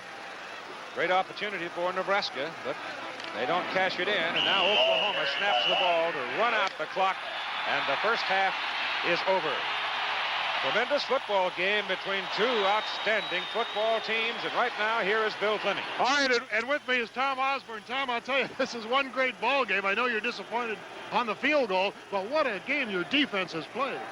Well, they played pretty well. Of course, we had to play well defensively to hold ourselves in the game, and we've been going after it. A lot of hard hitting. It's a great football game, and we just hope we can get things going a little bit better in the second half. But it's going to be a struggle, and I think it may go right down to the wire. All right, Tom, thanks very much for joining us. Well, we'll be back with more of our halftime activity here in frigid Lincoln right after this word about an upcoming ABC show. Watch 7, the news people. Nebraska, 191 to 142 of Oklahoma. It is also significant that Oklahoma has not gotten 1 single yard via passing. So we'll be back with more of our halftime activities. Right now, this message. 3, and now he's gone. 44 yards for the touchdown, and Oklahoma was on the board and leading at the end of 1 by a score of 7-0. Nebraska came back to score on a 5-yard run by Rick Burns and had the opportunity to take the lead with 12 seconds to play on this 21-yard field goal attempt, but the ball struck the upright, fell away, and Billy Todd missed and experienced a moment of anguish. And so that's where we are. Instead of Nebraska leading 10-7 at halftime, it's 7-7. Right now, Bill Fleming with Coach Barry Switzer of Oklahoma. Coach, is this the toughest game you've had so far? Well, I think so, Bill. I think it's Nebraska's toughest, too. We've made some errors. They've made some. Been a pretty even ball game now. They have assaulted us pretty good, and we've held on the ball. We've assaulted them. I think this half is going to be very interesting for everyone. You know that fumble that occurred down deep in your own territory, down in their territory, I mean, when you were going in? Of course, we didn't take advantage of it. Of course, we gave them a great opportunity right before the half. We make a first down and fumble the ball. Any changes coming up?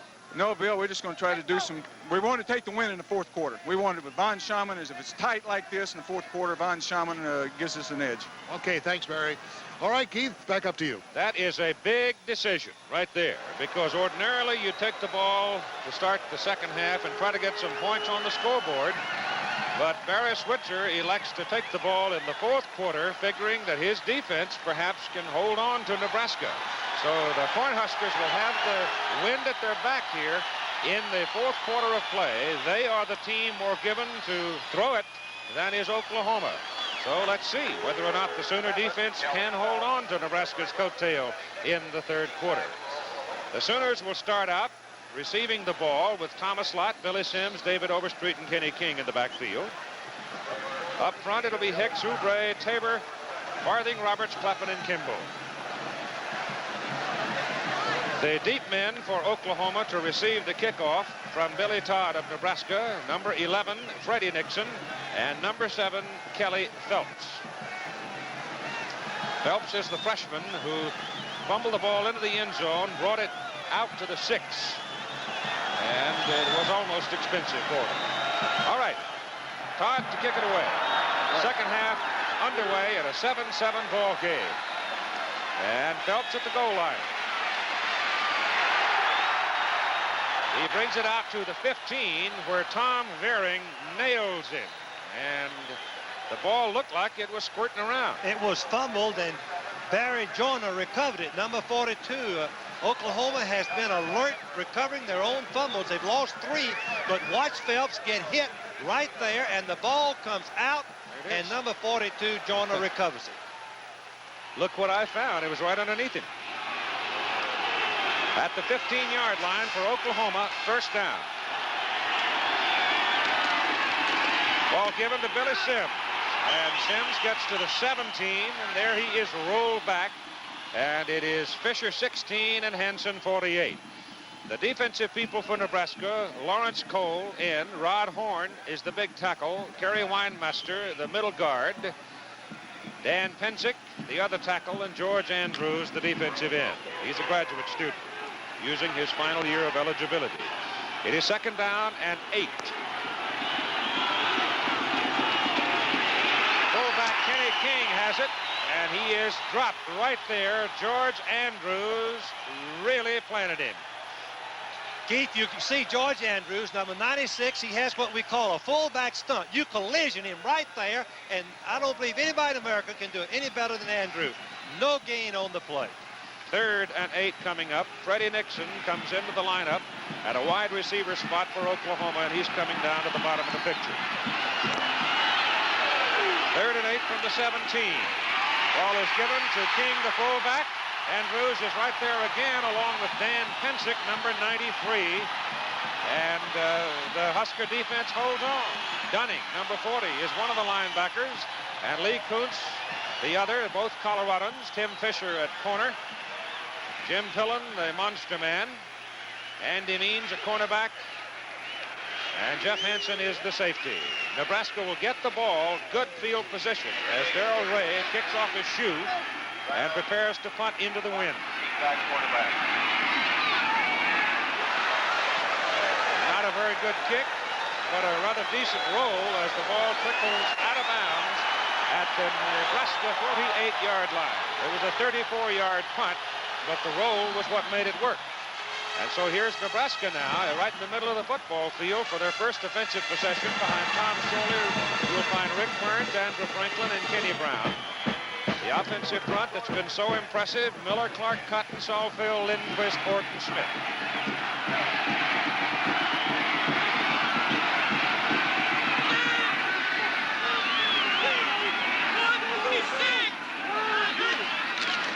Burns. And Rick Burns goes inside the Oklahoma 48. Darrell Hunt, number 85, along with John Goodman. On the replay, Darrell Hunt, All-American last year, 120 tackles, does exactly what a linebacker is supposed to do, plug the hole once he sees the path of the ball carrier. He is a good one. Gain 4, second down 6 at the Sooner 48.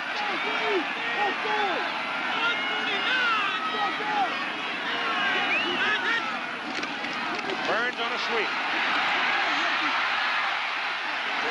Sooners string it out very well. Stop him at the 46-yard line. Again, Darrell Hunt right there. That's the speed of your defensive line at Oklahoma. Reggie Mathis, defensive end. John Goodman, defensive tackle. Reggie Kinlaw is the nose guard. Bill Tabor at tackle. And the other defensive end is Bruce Tayton. They got that big tackle Turner back in now, replacing Jemerson. So they've got what amounts to an 8-man front up there now, facing Nebraska on 3rd down and 4. And it's Rick Burns. He ran through one tackle. He is close to his first down, but I don't think he has it. Darrell Hunt and John Goodman were the two people, again, that stopped him. George Cumbie arrived just a fraction late. They're going for it, Keith. Linebackers are George Cumbie and Darrell Hunt for Oklahoma.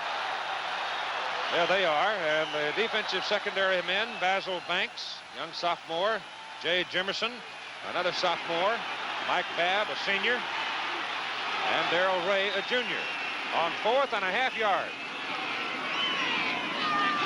Nebraska gambling. Burns didn't make it. He did not make it.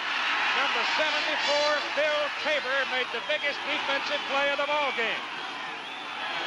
The after effects of running on 4th down and not making it changes the momentum more drastically, Keith, I think, than any other way in football. Let's see what happens. Tabor just looped outside and came right in, and he locked Rick Burns before he could get to the top of the stack. And now, here are the Sooners. First down out at their 43-yard line.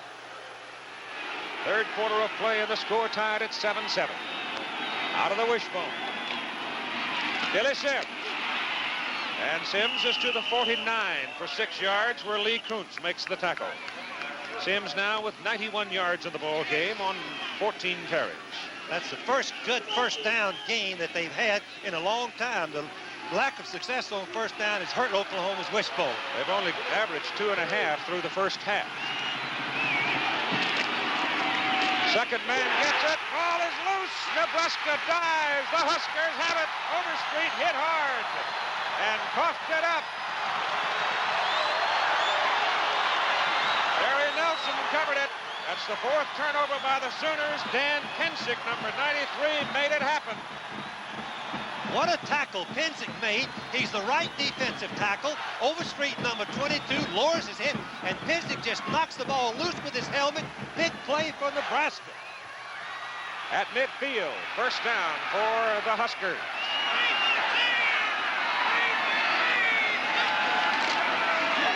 Tom Sorley batted away.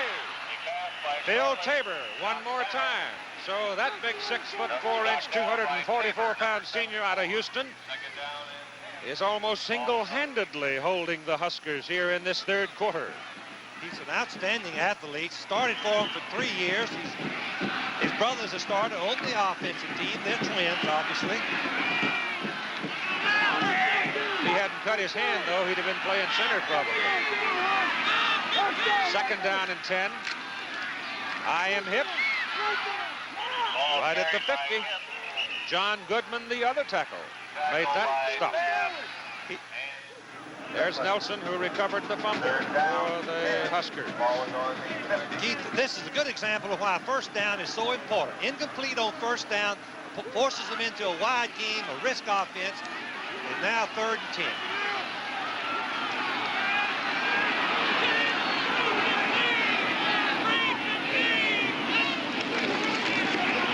Sorley looking, goes for Miller, he's got it! Big Junior Miller, 6'4" tight end, downfield, makes the catch. First down, Nebraska, Oklahoma 17. The ball lofted over Reggie Mathis, the defensive end who had gone back to cover. Watch this coverage. The defensive end, Mathis, has Miller. man for man, but Miller outruns him, obviously, and gets the pass before the safety can react up.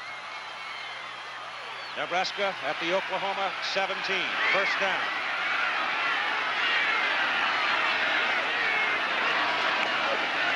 Sorley option down the line to Ian Hip.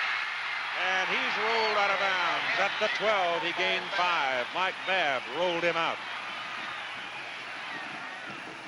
Keith, they have got to get some points on the scoreboard while they've got the win, because the fourth quarter, as Barry Switzer said, they'll have that momentum, and the ball game has been played on the side of the field with the team going into the win so far. At the 11, second down and 4.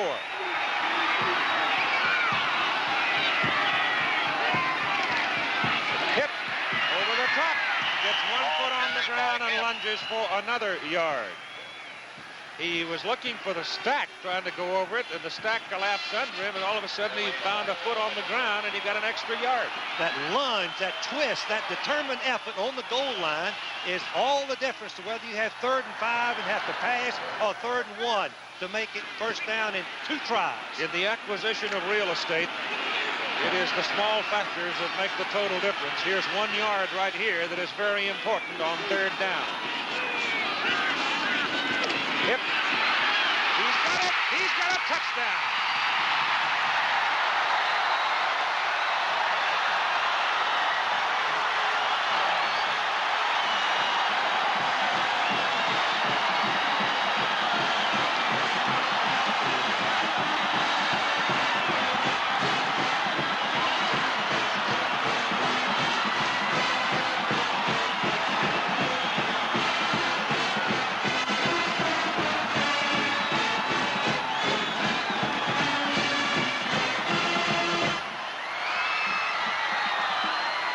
Billy Todd is on the field at 9:25 to go in the 3rd quarter to try for the extra point.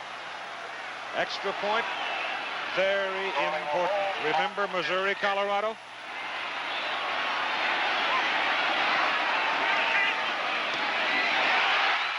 Got to be good the way the crowd reacted, and it is.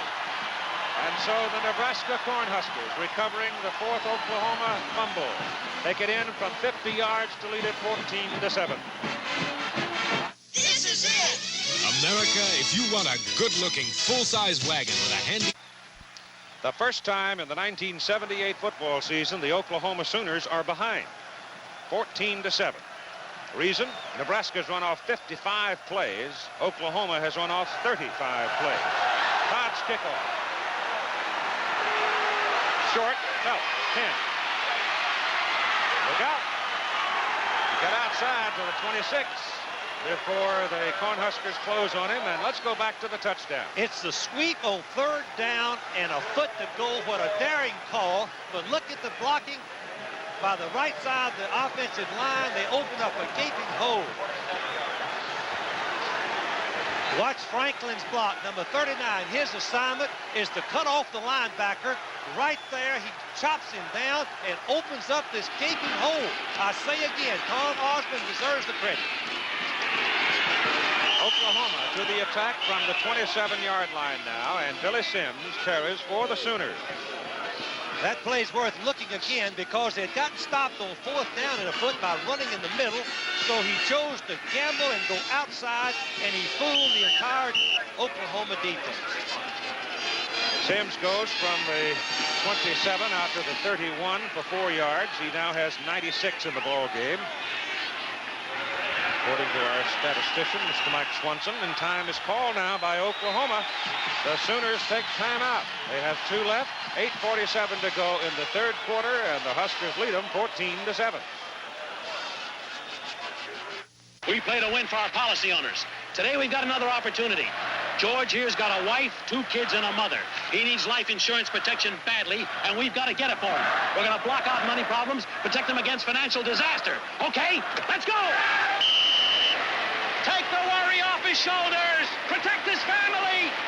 You've made it, George. Financial security. Where the name of the game is life, there's New York life. The nation's only 2 undefeated, untied major teams are in jeopardy today. In this game, Oklahoma is trailing, of course, Nebraska, and Penn State is trailing North Carolina State, a team that was an underdog by 3 touchdowns, Keith. Surprise, Bill, from the 31. Oklahoma. Give it to the fullback, Kenny King. King trying to slant up the middle, runs into Pinzik, that big junior tackle from Columbus, Nebraska, and he goes down. North Carolina State people so excited over there, and he is a truly great running back, Ted Brown, and the Heisman vote. I've been subjected to a letter-writing campaign from the folks out of Raleigh, but I must tell to all of you who have been spending your postage money, I don't have a vote. 3rd down and 3. Thomas Lott gets his first down and then some. Finally out of bounds. He is near and at the Nebraska 45-yard line. David Overstreet threw one good block to turn him upfield, and so Thomas Lott keeps the ball and goes big with it. Keith, this is the first time they've run the reverse option, faking the fullback to the left and coming back and pulling the off guard, and they have a gaping hole as Nebraska was fooled by that particular fake. Lott gained 22. They mark him at the Nebraska 44. Huskers lead 14-7. The ball given to Overstreet, and he's down to the 40 for 4 yards. Dunning and Pillen, the tackle for the Huskers. And we go inside 8 minutes to play in quarter number 3. Neither of those plays are basic wishbone plays. One was a trap option, and that was a base isolation play with the fullback and the other off halfback leading. Just inside the 40, 2nd down, 6. Second man is Sims. And he's to about the 35. They'll be looking at a little bit more than a yard on their 3rd down play. Sims has now gone over 100 yards, 16 carries for 101. Nixon is in at the wide spot, and Rhodes comes out.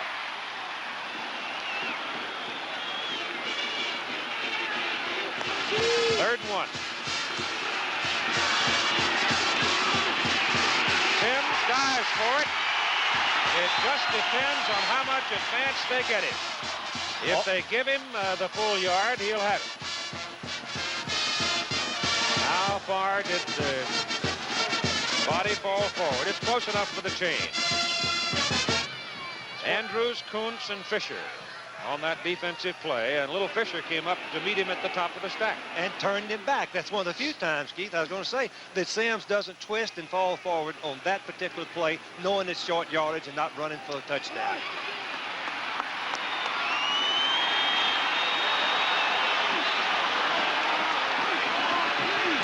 Just that much. 2 tight ends in the ball game, Keith, so that they can run either side equal as well. Inches for the first down on 4th down. Lott keeps it, tries to wriggle for it, and a penalty flag goes down. He fumbled the ball, Keith. And Nebraska has it.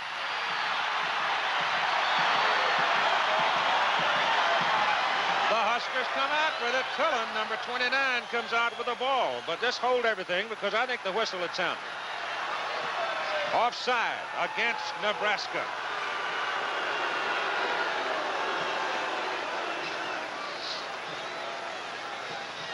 That's clearly the call by Earl Shostrom, the referee. Offside against Nebraska. And Oklahoma will get its first down. Oklahoma trailing, Keith, but they've had some unusual breaks happen for them. Otherwise, Nebraska could be a couple of 3 touchdowns ahead of them, such as that particular play. Now, the ball is bounced when they've laid it down. On most instances, it's bounced back to them, but they have still turned it over 4 times. Now the football is just inside the 30, first down for the Sooners. Thomas Lott gives it to Billy Sims. He breaks it up the middle, and he is gone. Touchdown, his 2nd of the day.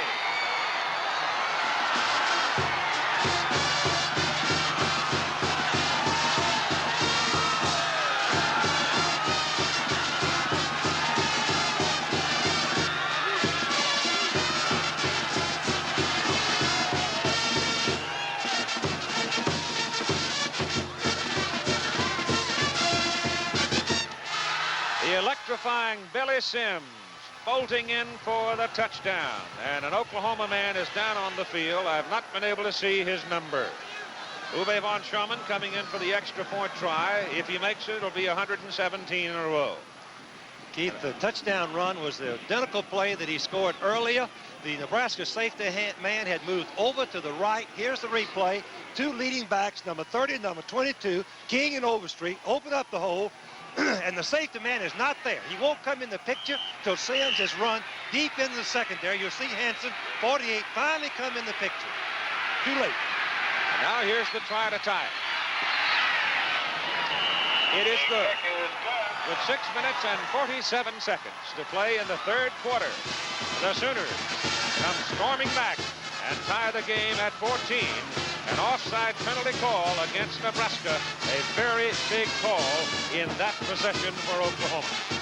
Surprisingly that Oklahoma was that lucky on that play, but on a short yardage, Keith, sometimes you get over anxious and you line up offside. I didn't see anybody jump offside. And a marvelously gifted athlete carrying the ball.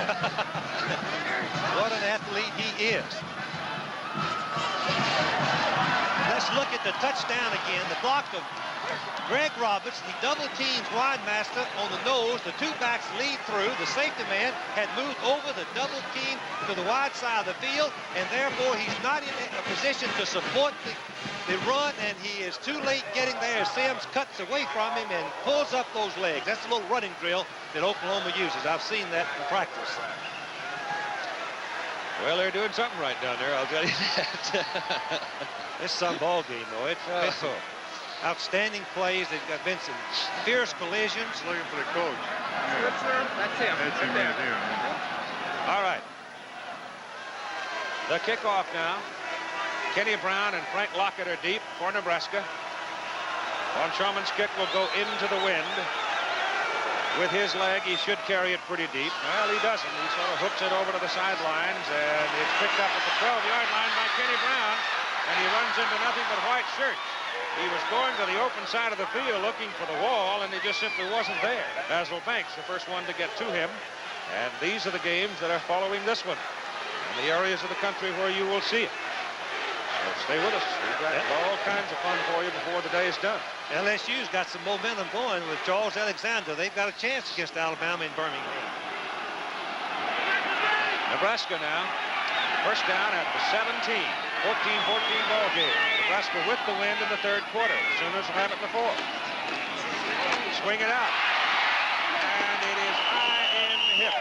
Trying to get upfield with it, but coming across is Basil Banks, number 17, to take him down. The story of the Sooner drive as Hip's movement of the ball is to the 19. Or about 2, 2nd and 8 coming here. Only 2 minutes and 38 seconds to go 73 yards, which shows the explosiveness of this Oklahoma offensive team.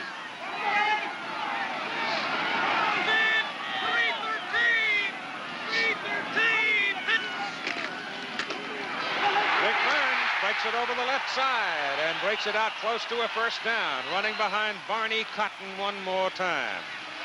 Their scores now out of the Big Ten. Michigan beating Northwestern. The Wolverines face Purdue next week in a big ball game in the Big Ten. Georgia now pulling away from Florida at halftime. Georgia and Alabama do not play. If they both finish undefeated in conference play, it'll be Georgia going to the Sugar Bowl because Alabama was there the last time. Look at that one. 14-3 Syracuse over Navy at halftime. It is a first down for the Huskers, and on the sweep, Rick Burns runs bang into Bruce Payton, the defensive end, but he still gets a rather decent gain out of it. Burns now has carried 20 times for Nebraska for 81 yards. And each time he carries the ball, Franklin is taking on either an end, a linebacker, or a tackle. He's going to have a headache when the game is over. He's a pretty good-sized horse himself, though, at 195, 197 pounds. Second down and 7 from the 30.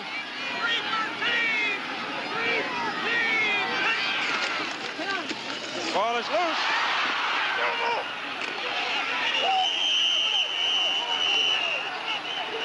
Oklahoma.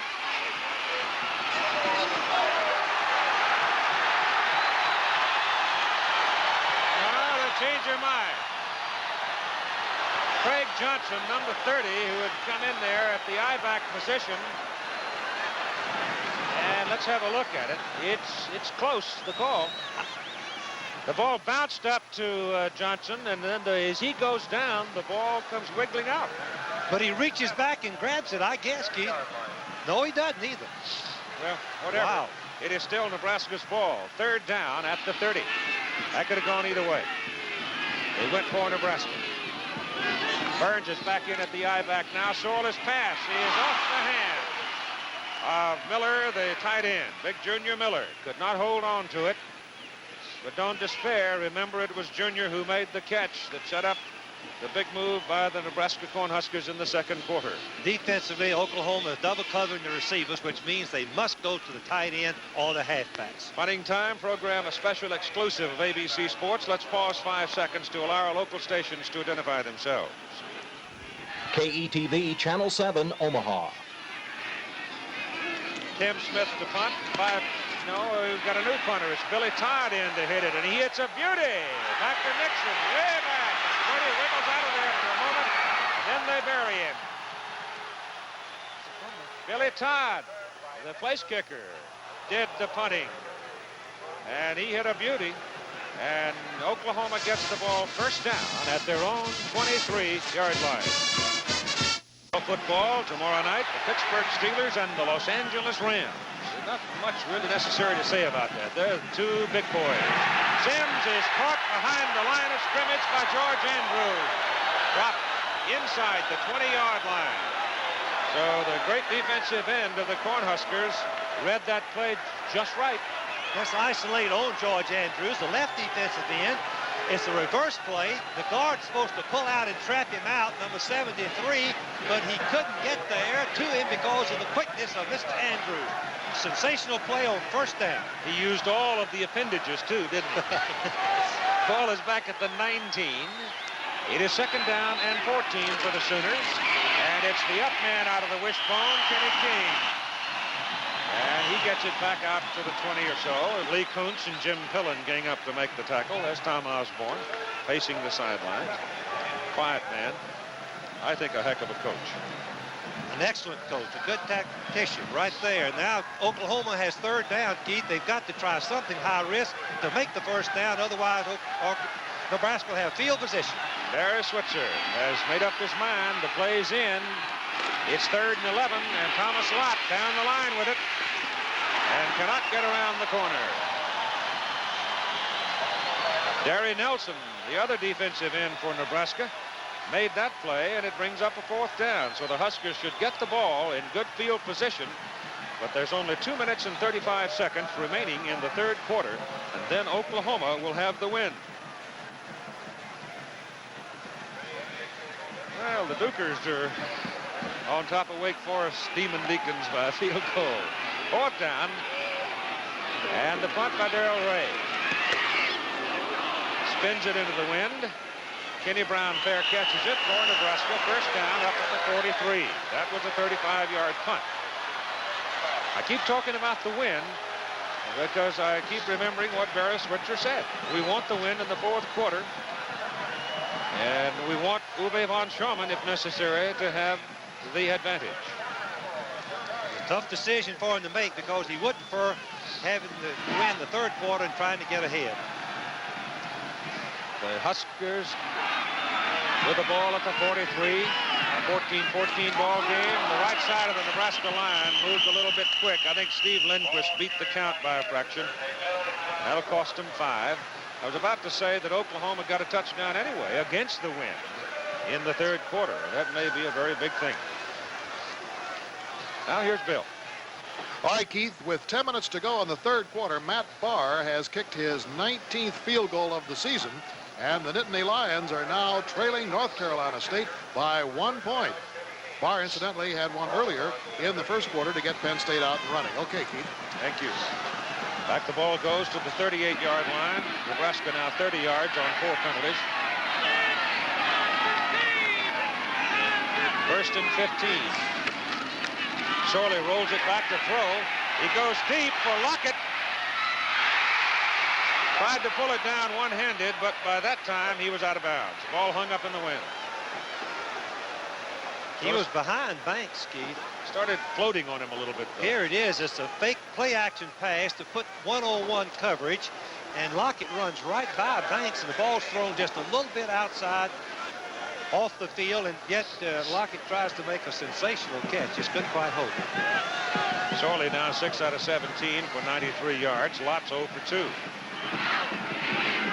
Weather conditions having a lot to do with it. Minute 59 to go in the third quarter. Second down, 15.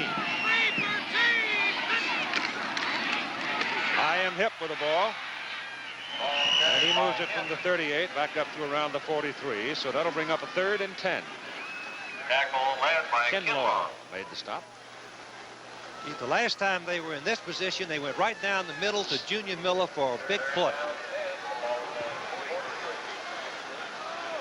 Wind has this kind of velocity, you really can't get that ball up. Can't put it up. You have to have a relatively flat trajectory.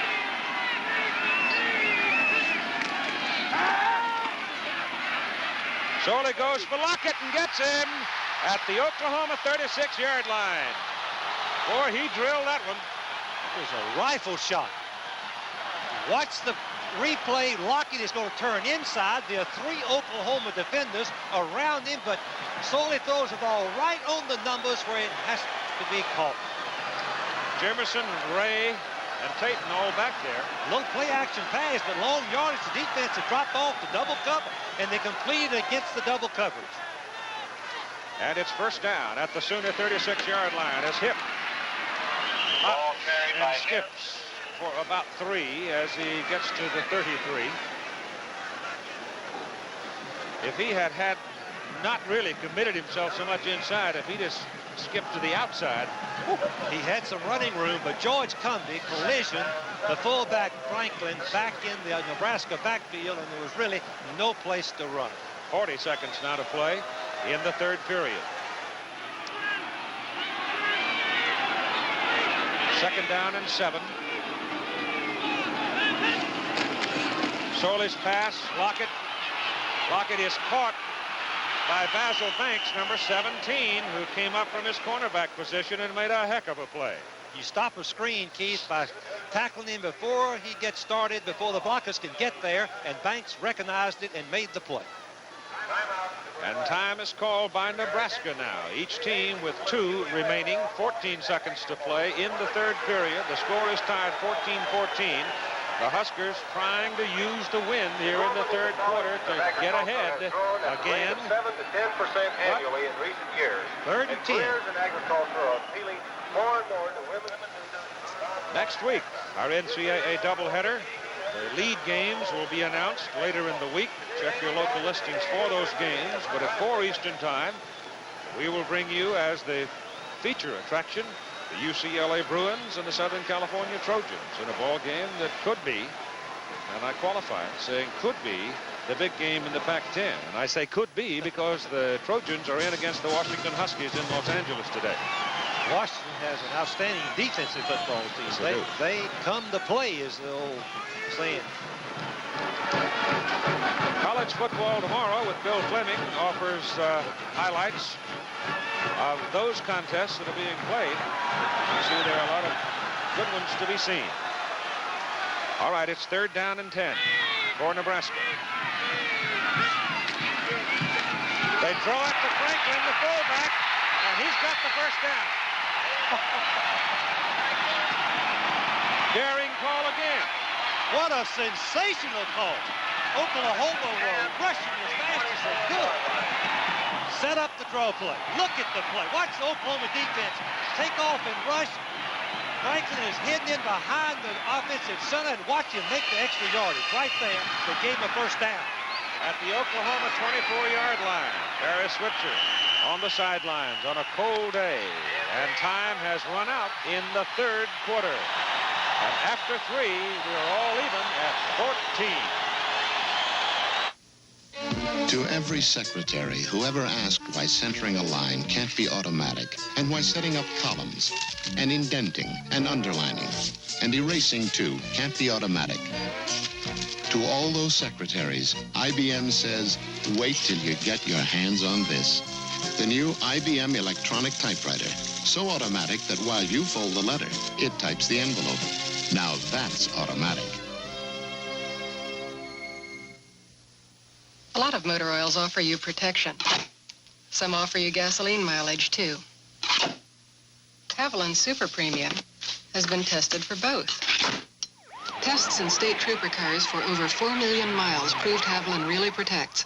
And in a test against the leading 10W40 oil advertising extra gasoline mileage, Haviland couldn't be beat. So get an oil that's been trooper tested and mileage tested.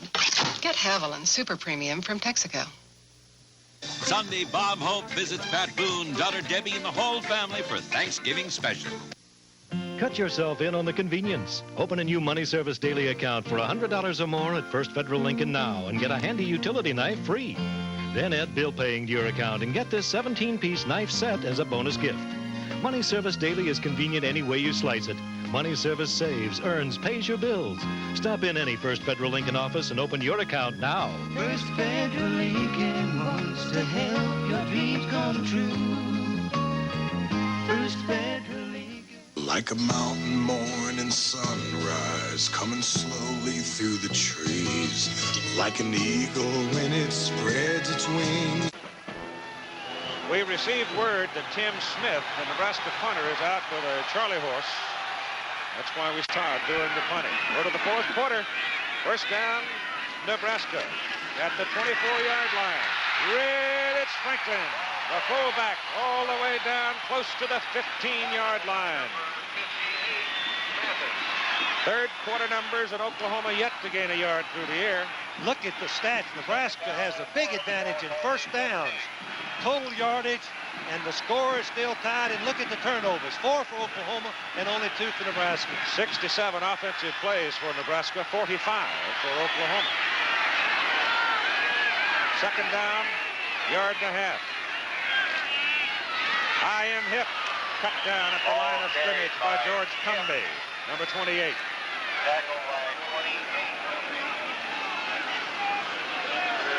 Oklahoma and Nebraska. Remember the point we made very early, that Nebraska has not scored on Oklahoma in the fourth quarter since 1971. It's third down. They still need that yard and a half.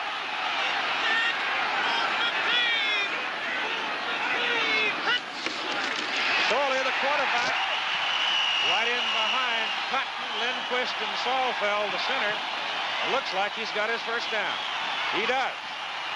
Keith, when Nebraska go to 2 tight ends, Oklahoma put their extra lineman in, and the weakness is right over the middle. They have the guards covered, no one over the center. The sneak is the best and most consistent play in that situation.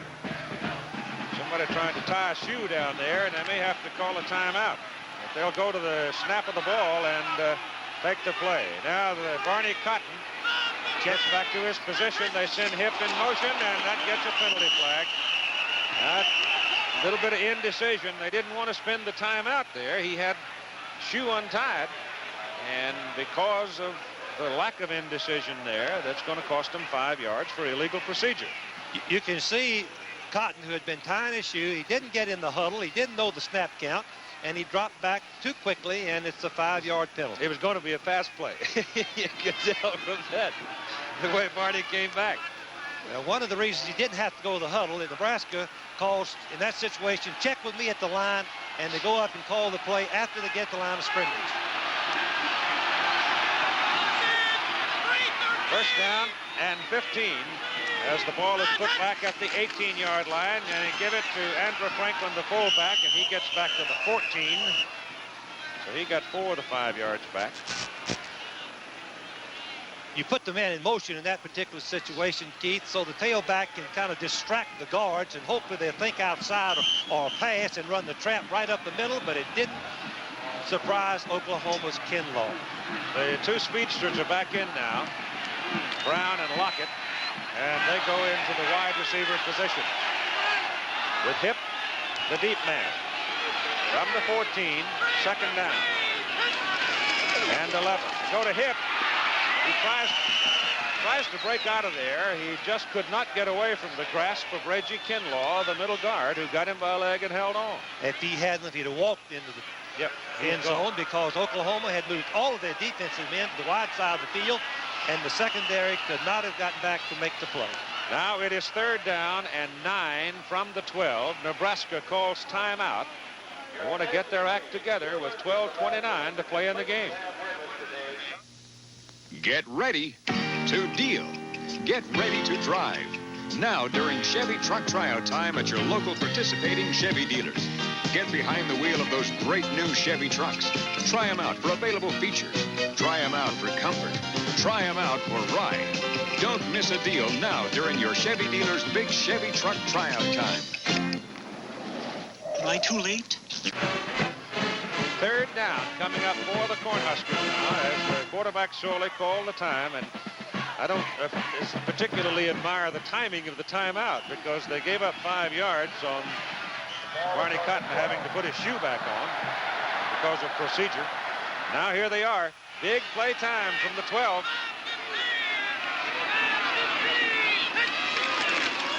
Sorley gives it on the draw to Andrew Franklin. He breaks out of there. And he gets the ball down to about the 8-yard line. Jemerson finally was successful in putting the big guy down, but he is a tough runner. Now it is 4th down. Billy Todd is in the game for the field goal try. He missed one in the closing seconds of the first half. Sorley will hold on a 24-yard pass attempt. He's got it up. He's got it in the middle of the upright. And with 11 minutes and 51 seconds to play, Nebraska takes the lead 17-14, and they have broken a drought. They've scored for the first time in the 4th quarter against Oklahoma since 1971. That is phenomenal. It just couldn't happen with as fine an offensive football team as Nebraska's had. Now let's check some other key scores around the country with Bill. Oh, and a big one in the Big Ten. Wisconsin is leading Purdue at halftime, 6-3 on a 38-yard touchdown pass from Mike Kalispicki to Ron Sidner. And Penn State now on the 3rd field goal of the game by Matt Barr and is leading North Carolina State. Notre Dame on a block punt by John Krim, and then Kent Buchanan took it in to score. So with 11:44 left to go in the 3rd quarter in that one, the Irish are up on top. All right, Keith. Thank you, sir. Todd will kick off now into the wind. They have Phelps and Nixon deep. Oklahoma with the wind at their back. Nebraska leading 17-14. 2 years ago, when we all almost froze to death here later in the year, bitter cold day, there was a young man named Woody Shepard who threw a halfback option pass that set up Oklahoma's 21-17 victory 2 years ago here. And the flea flicker was in evidence. Yes, he was very much in evidence too, wasn't he? Here's the kick. It's Phelps. Oh, he almost stepped out. Oh, there's the ball. Nebraska's got it.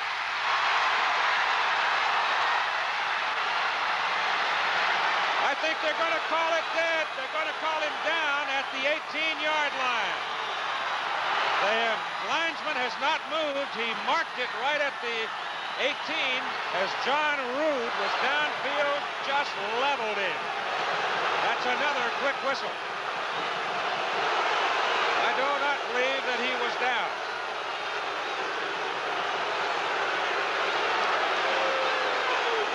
Keith, I have not seen that violent a collision in a long time. And of course, watch it right here, 46, John Rudd, I guess it was, wasn't it, Keith? Right there, and the ball is coming out. Well, and I think if you take it back, you'll see the ball is still in the crook of his arm when his knee goes down. Go back and let's see if we can pick it up. Officials have a way of taking it the easy way on that type of play, but that is clearly a fumble. Yes, it's a fumble, no question about it. Yep, it is loose. Tom Osborne was on the field to protest it, but there's not much you can do about it. And they call the ball carrier. What he's doing down right there. here, what Tom Osborne is asking is the other official to overrule. If one official didn't see it, Keith, you can't have another official overrule, and that's what they're screaming about. Phelps is still down on the field. Osborne has argued his case as much as he can under the circumstances. But that is I've got to say it's a bad call because the ball is loose, obviously, right there.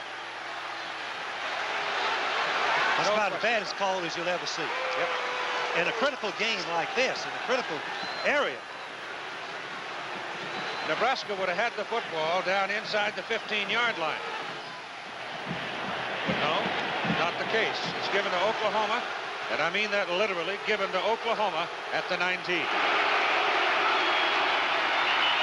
Offensive right side of the line of the Sooners jumped too quick, gets a penalty flag. Greg Roberts, I think, moved a little quick on it. Not much gain on the play.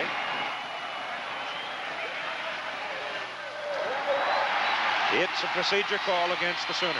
And that takes them out of their wishbone offense. Normally, when it's 1st and 15, they will go to a different style of play other than the wishbone, either the I formation or deep handoff of pitches to Billy Sims. Ball is back now at the 14-yard line. It's 1st down and 15 for Oklahoma. Billy Sims. You don't think his name isn't on everybody's mind right now? Whew.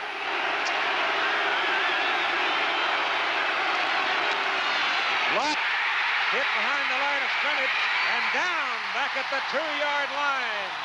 Andrews hit him first, and then Derry Nelson put him away. George Andrews, number 96. One of the great defensive ends. Watch him crash in and just lasso Lott right there. Lott breaks away, but by then his teammates come and make the play. Loss of 12 back to the 2-yard line. Sooners got a big break on that quick call on the kickoff return. But they make a mistake, cost them 5, and now the quarterback is nailed behind the line of scrimmage all the way back to the 2. And that's going to be too much time, I think, against the Sooners. Back judge calls it. That's right.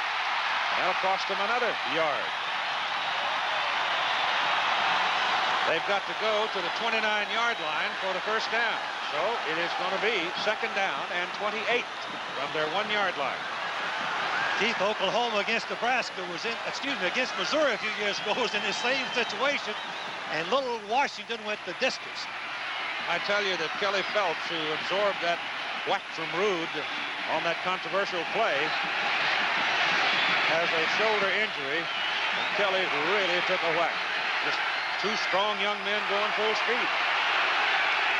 Out of the end zone, they give it to King, and Kenny breaks it. He may run for a week. What a big play.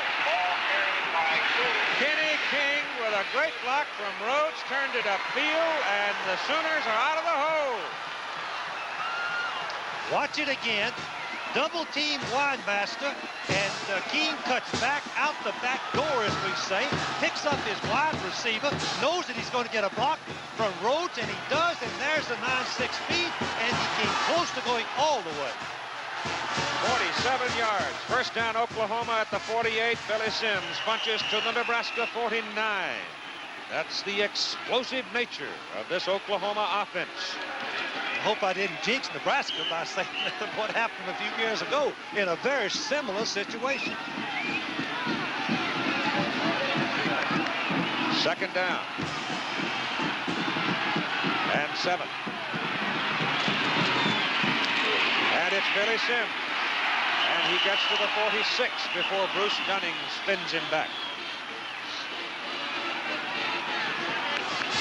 Big play by Kenny King. Woo. He was picking them up and putting them down. Woo! 9:50 to play in the ball game. 17-14 Nebraska. 3rd down and 5. Lott. Outside it goes, and Overstreet is flanked out of bounds by Tim Fisher. But they've got the 1st down. Came back with misdirection option. The fake to the fullback, opposite way they're going to run the option. Held the linebackers and sealed them off and got a big gain. But what a big call that was on that kickoff fumble. Wow. First down, Sooners at the 36. Thomas Lott dives inside. He gets a couple of yards, and again, it's Dunning on the tackle. Keith, for the first time, Nebraska are gambling with their defense. They had been playing their basic five-man front all the ball game. Now they're using some safety blitzes and trying to give Oklahoma a bad play. Second down, 8 coming up. 34-yard line of Nebraska.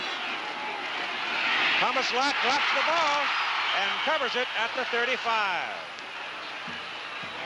Keith, he was just holding the ball in one hand, as we saw earlier.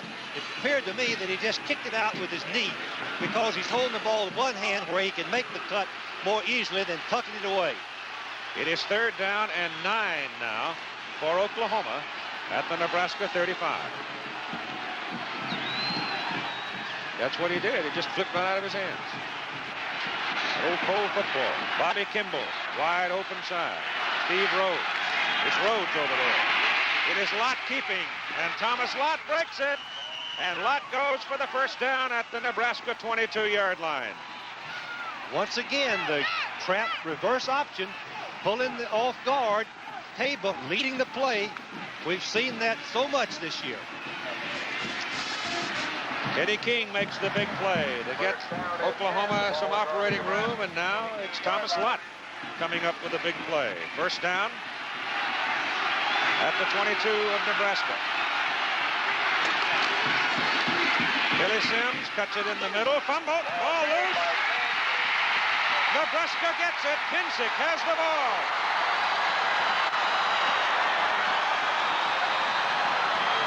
Holy cow. Well, I guess everything evens out. At least I'm sure this officiating team, that linesman in particular, hopes it does. The story on the Sooners and their ball handling, they fumbled 9 times in the game today. They have lost it 5 times. First down, Huskers at their own 20, going into the wind. It'll be difficult to throw the ball. Give it to Rick Burns, and Burns, slashing over the right side, gets to the 23, where George Cumbie makes the tackle. Not as tough a football game as you're ever going to want to see, isn't it? Good athletes. Well-coached football teams. Both coaching staffs prepared their team beautifully for this game. Second down and 7 for Nebraska. Huskers lead 17-14.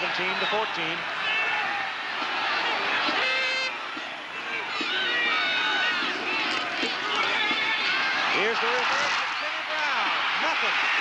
Sooners stayed at home and read it, and George Cumbie knocks him down back at the 15-yard line. Loss of 8 on the play.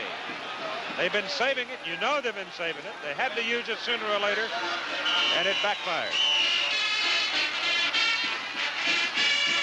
Keith, on the reverse, actually, Oklahoma was not fooled. The defensive end had dropped off the double cover, and they ran right back into where he had dropped off the double coverage. Now it's third down and 15 for Nebraska from their own 15.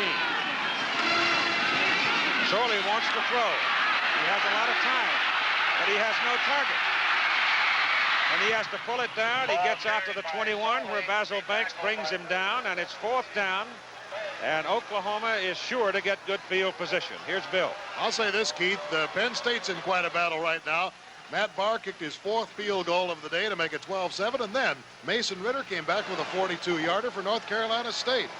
And Notre Dame now has edged ahead of Tennessee on a 36-yard field goal by Chuck Mayo. Okay. And Billy Todd is in to punt into the wind. Sooners bound to get that ball up around midfield unless they mishandle it. There's the fair catch by Darrell Ray, and Oklahoma has the ball. First down, just short of the Nebraska 47-yard line. 27-yard punt. Superstar.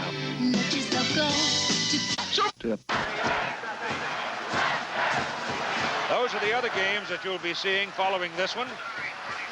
Stanford, Arizona State in the West, Tulsa, Wichita State, William and Mary, East Carolina, Cal Poly, San Luis Obispo, and UC Davis. It's first down for Oklahoma, just short of the Nebraska 47-yard line, and Billy Sims Hammers it down to about the 46. Let's give him 2 yards on it, close to the 45. Make it 2nd down and 8. You see Oklahoma with 2 timeouts remaining, and Nebraska has 1. Nebraska's now run 72 plays, and that was the 55th for Oklahoma. 2nd down and 8. Thomas Lott. And he's at the 41 before he is scythed down by Jim Pillen.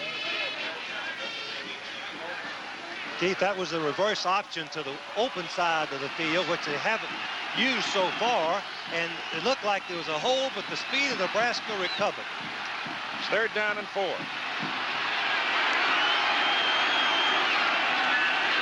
Same play. Looked to me like that ball almost came loose again, but they blow it dead there as Thomas had it out in that one hand at the 39-yard line. Pillen again, defensively for Nebraska. Pillen has made some fantastic plays, as we said earlier. Against the wishbone, your secondary are no more than linebackers, and how can you not give so much credit to the Nebraska defense for the way they have had their backs to the wall against the #1 running offensive football team in America, and yet they've held them to 14 points. Timeout call by Oklahoma. Both teams now with 1 timeout remaining. The Huskers leading 17-14. These fully race-prepped Chevy Camaros will be driven by 12 of the best drivers in the world in the International Race of Champions. Introducing the 1979 version of the ultimate Camaro.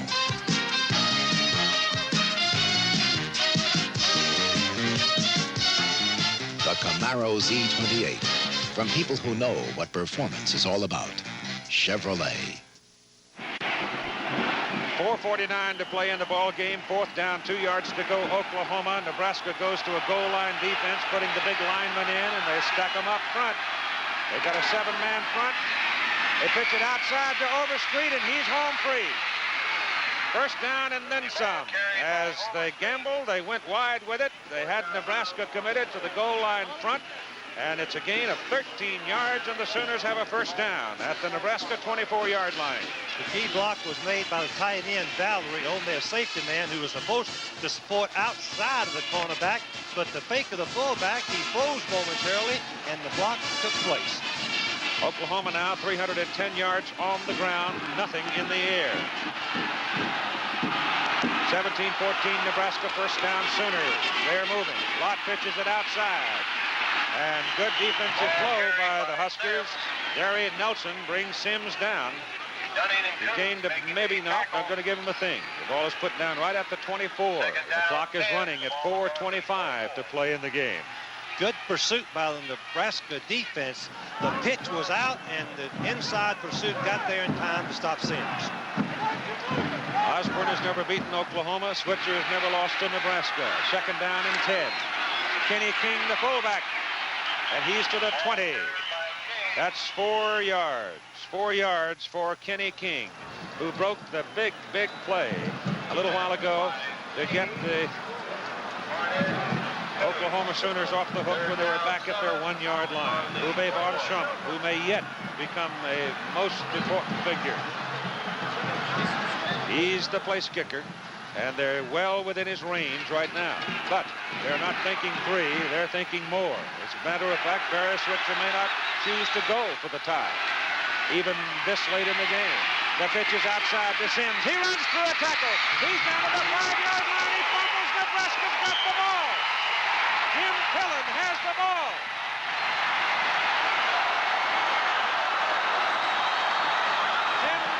For the Sooners, they've lost it 6 times. They had the ball 1st and goal to go inside the 5 as he was hit and went down. Sims coughed it up, and little Jim Pillen was right there. Let me tell you, Sims was hit on that. He didn't just drop it. There was a collision, but watch the execution by Lott. You wonder why. You don't have to wonder that Switzer says he's the very best, but then Fisher misses it. You can see those strong legs we talked about, but the ball comes out. Give credit to Nebraska's defense. Hansen hit him. At the 3, it is Nebraska. Out of the end zone comes Rick Burns. and Burns runs it out across the 15-yard line for a first down. And 3 minutes and 20 seconds to play in the game. Every play may be a national championship riding on every play right now. What a big run that was out of the end zone. A pitch sweep. The ball is at the 17. First down. Burns again over the top. He's outside the 20 to the 21. We're inside 3 minutes to play in the game. 17-14 Nebraska. Jamie Pillen, who has just been super today. Boy, he's all Big 8 last year. He's very fine player. Watch Nebraska slow their pace down. Take all the time you can, but don't get a penalty. Burns now has 103 yards in the ball game for Nebraska. Burns again. Comes back this way. Great run by Burns. Sorley, the quarterback, realized that Rick had changed directions, and he stuck his helmet right in there and laid out a block. Watch it. Watch Burns reverse his field. Sorley, number 12, the quarterback, is going to throw the biggest block of his life right there on Jimerson. The gain is out to the 31-yard line, and it's another Nebraska first down with 2 and counting to play.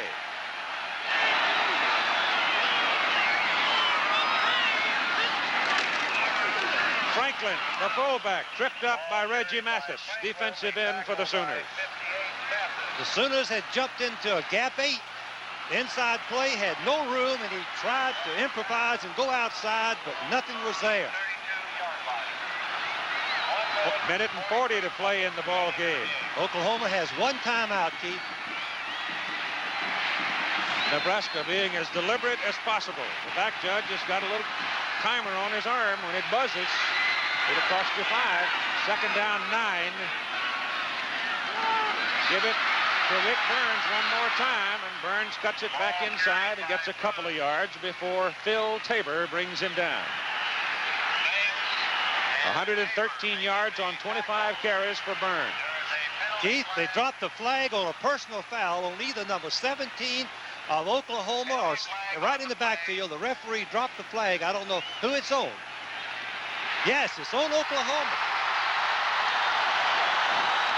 So they're going to walk off 15 against the Sooners. And taking number 17 ejected from the game.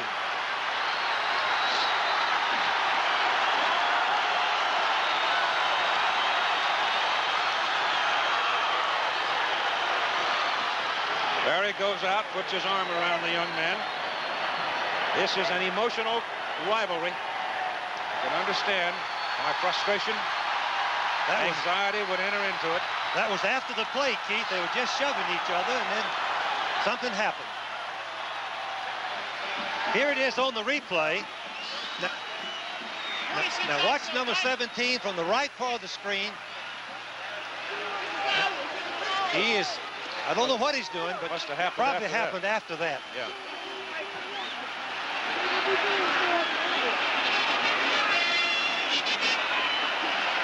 Well, whatever, the flag has been thrown. Now, that's where he hits him, right there with the elbow. Let the elbow fly right at Nelson, I believe it is. Jeff Finn, 87, I think it is. 87, yes.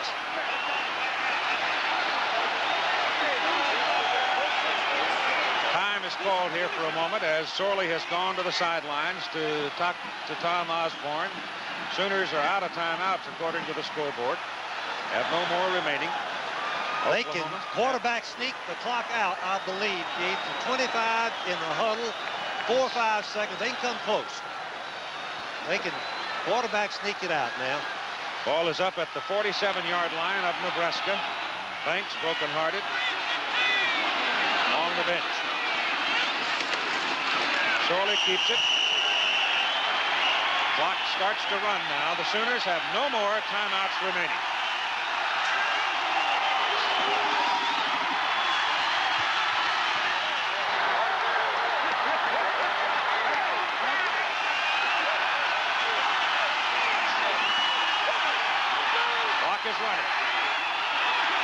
The crowd roared, coming down out of the stand.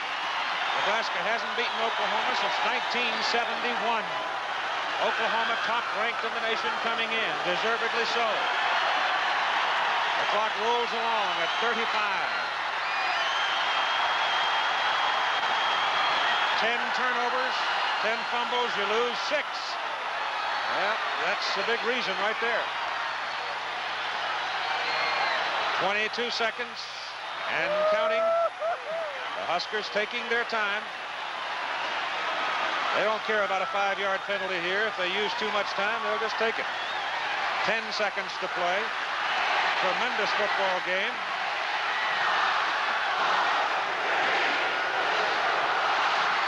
Final play of the ball game. Time is over. And the more than 76,000 people, I think all of them want to come down on the field as the Nebraska Cornhuskers upset the top-ranked Oklahoma Sooners in a tremendous college football game by a score of 17-14.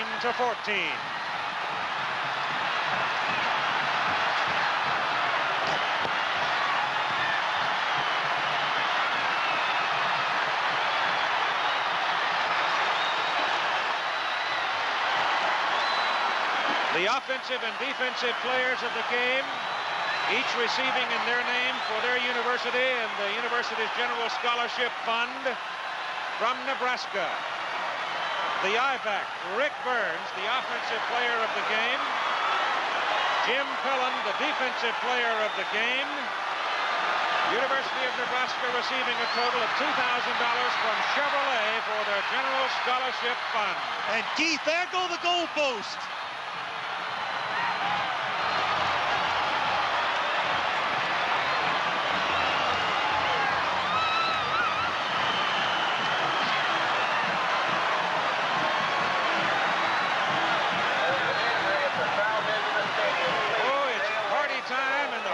State of Nebraska.